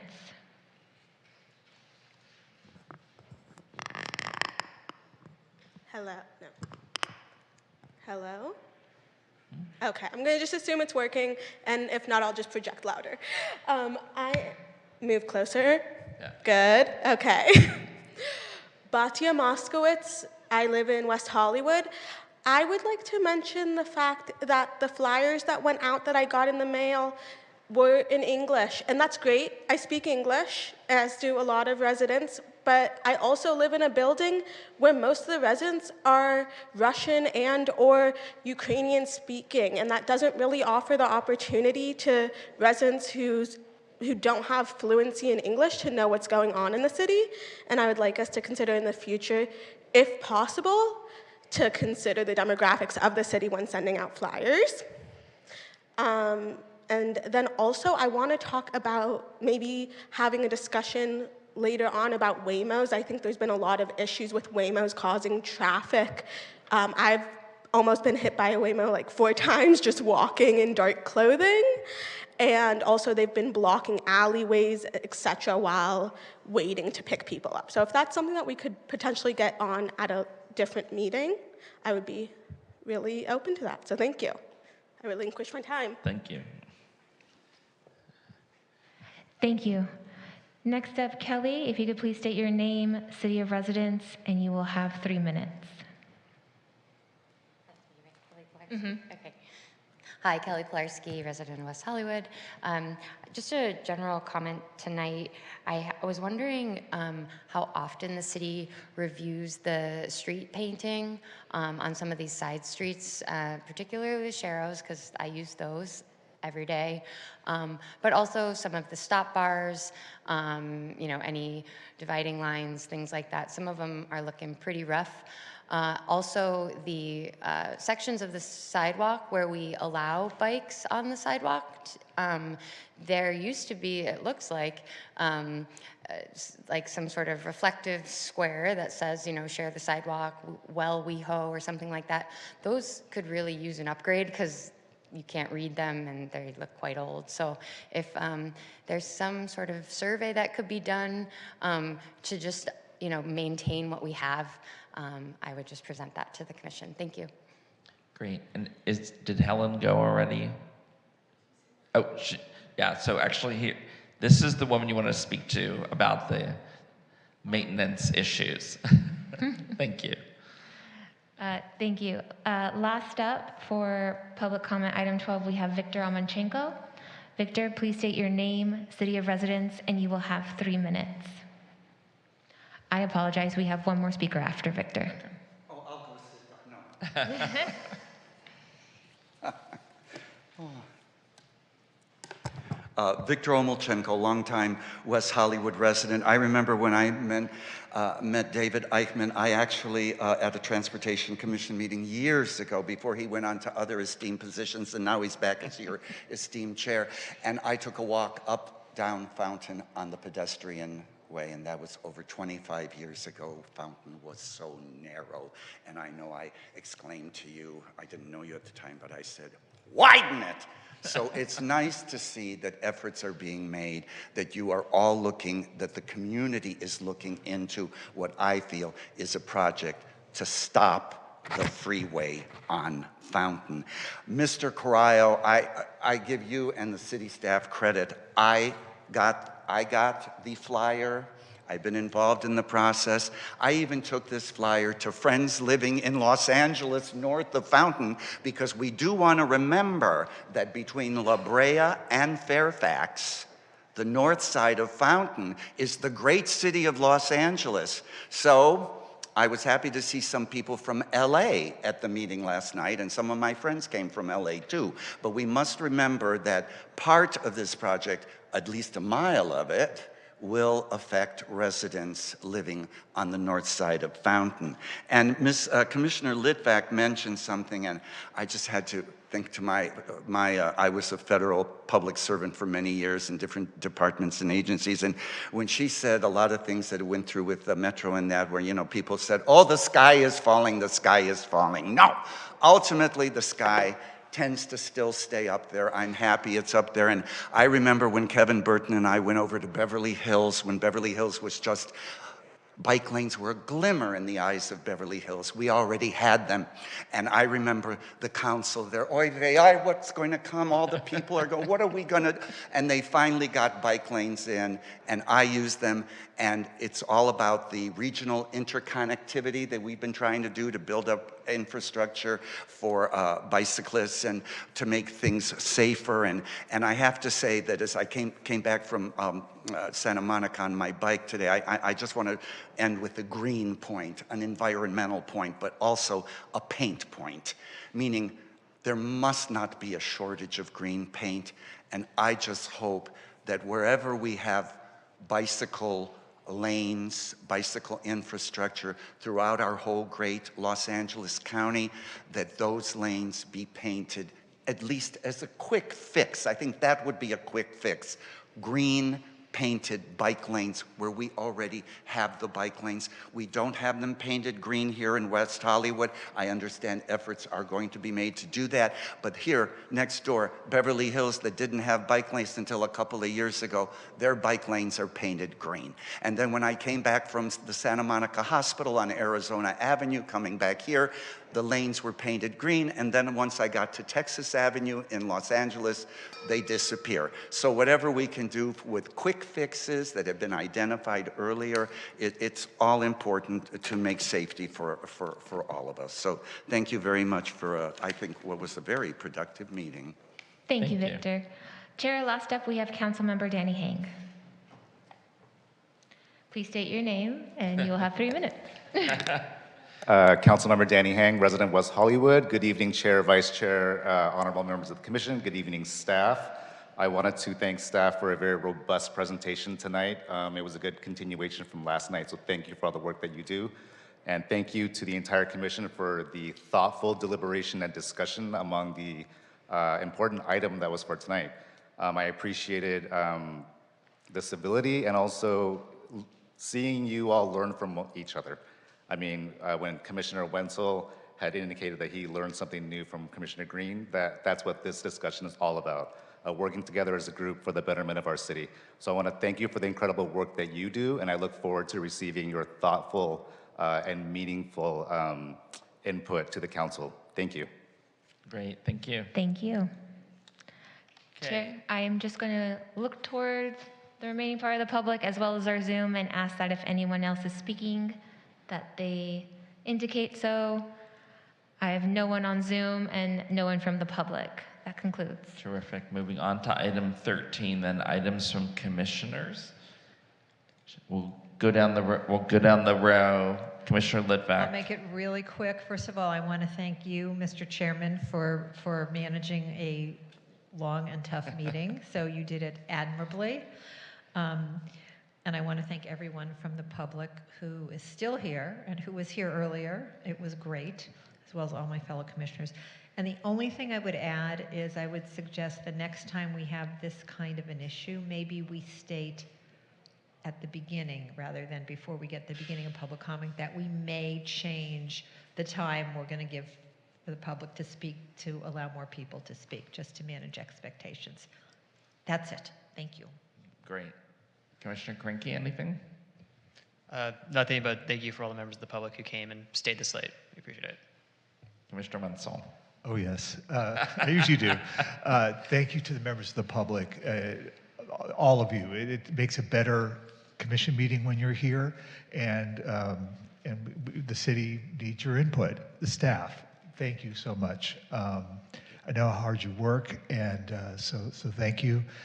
Fellow commissioners, I learned so much from each and every one of you, and I have for all the time that I've spent on the council, and I appreciate the deliberations tonight. Everybody said something that really made me think, and I appreciate that. I think this is good. I just wanted to invite everybody in attendance while I'm here. I have the privilege of sitting on Metro's West Side and Central Service Council, and if you care about Metro issues, which many of us do, please come to the second Wednesday of every month. You can actually attend by Zoom or come in person to Gateway Plaza. We would love to have your contributions there too. Speaking of Metro, they are partnering with the city for the On the Moves Riders Program, which is a forum for seniors and travel options for seniors and helping seniors use the Metro system. It'll be Tuesday, August 26th at Plummer Park at 9 a.m. to 10:30. Free workshop, activities, swag, and we'll learn about it. A free Metro card too for seniors, Oh right? yeah, I think so. Yeah. Usually that's part of the Pretty sure. swag. I can't guarantee anything, but anyway, it'll be in rooms 5 and 6 where the meeting was last night. It does say a free tap card. Ooh, that's good. And then speaking of items for seniors, at the last meeting, David Fenn suggested that we would finally get our long overdue transit and senior services taxi update, which we haven't had for a long time, in September. Or is that still due in September? Do you know? I believe that is scheduled for September, yes. Awesome. And speaking of transit and taxi, we have, in addition to having liaisons, this committee usually has subcommittees. They don't always meet, but we usually establish, there have usually been 4. One on bike and ped, one on transit and taxis, which also covers shared ride vehicles, one on traffic, and one on parking. So I didn't know if we wanted to take up like in case we need a subcommittee, who is the go-to on the subcommittee. And that's it. Just thank you, everybody. Did you ride in Ciclavia? Or? Reverend Dan has to work on Sundays, Oh, okay. but I have been in Ciclavias before. Thank you. Right. Actually, I was wondering if any of the commissioners rode in the recent one now. Okay, Commissioner David, any items?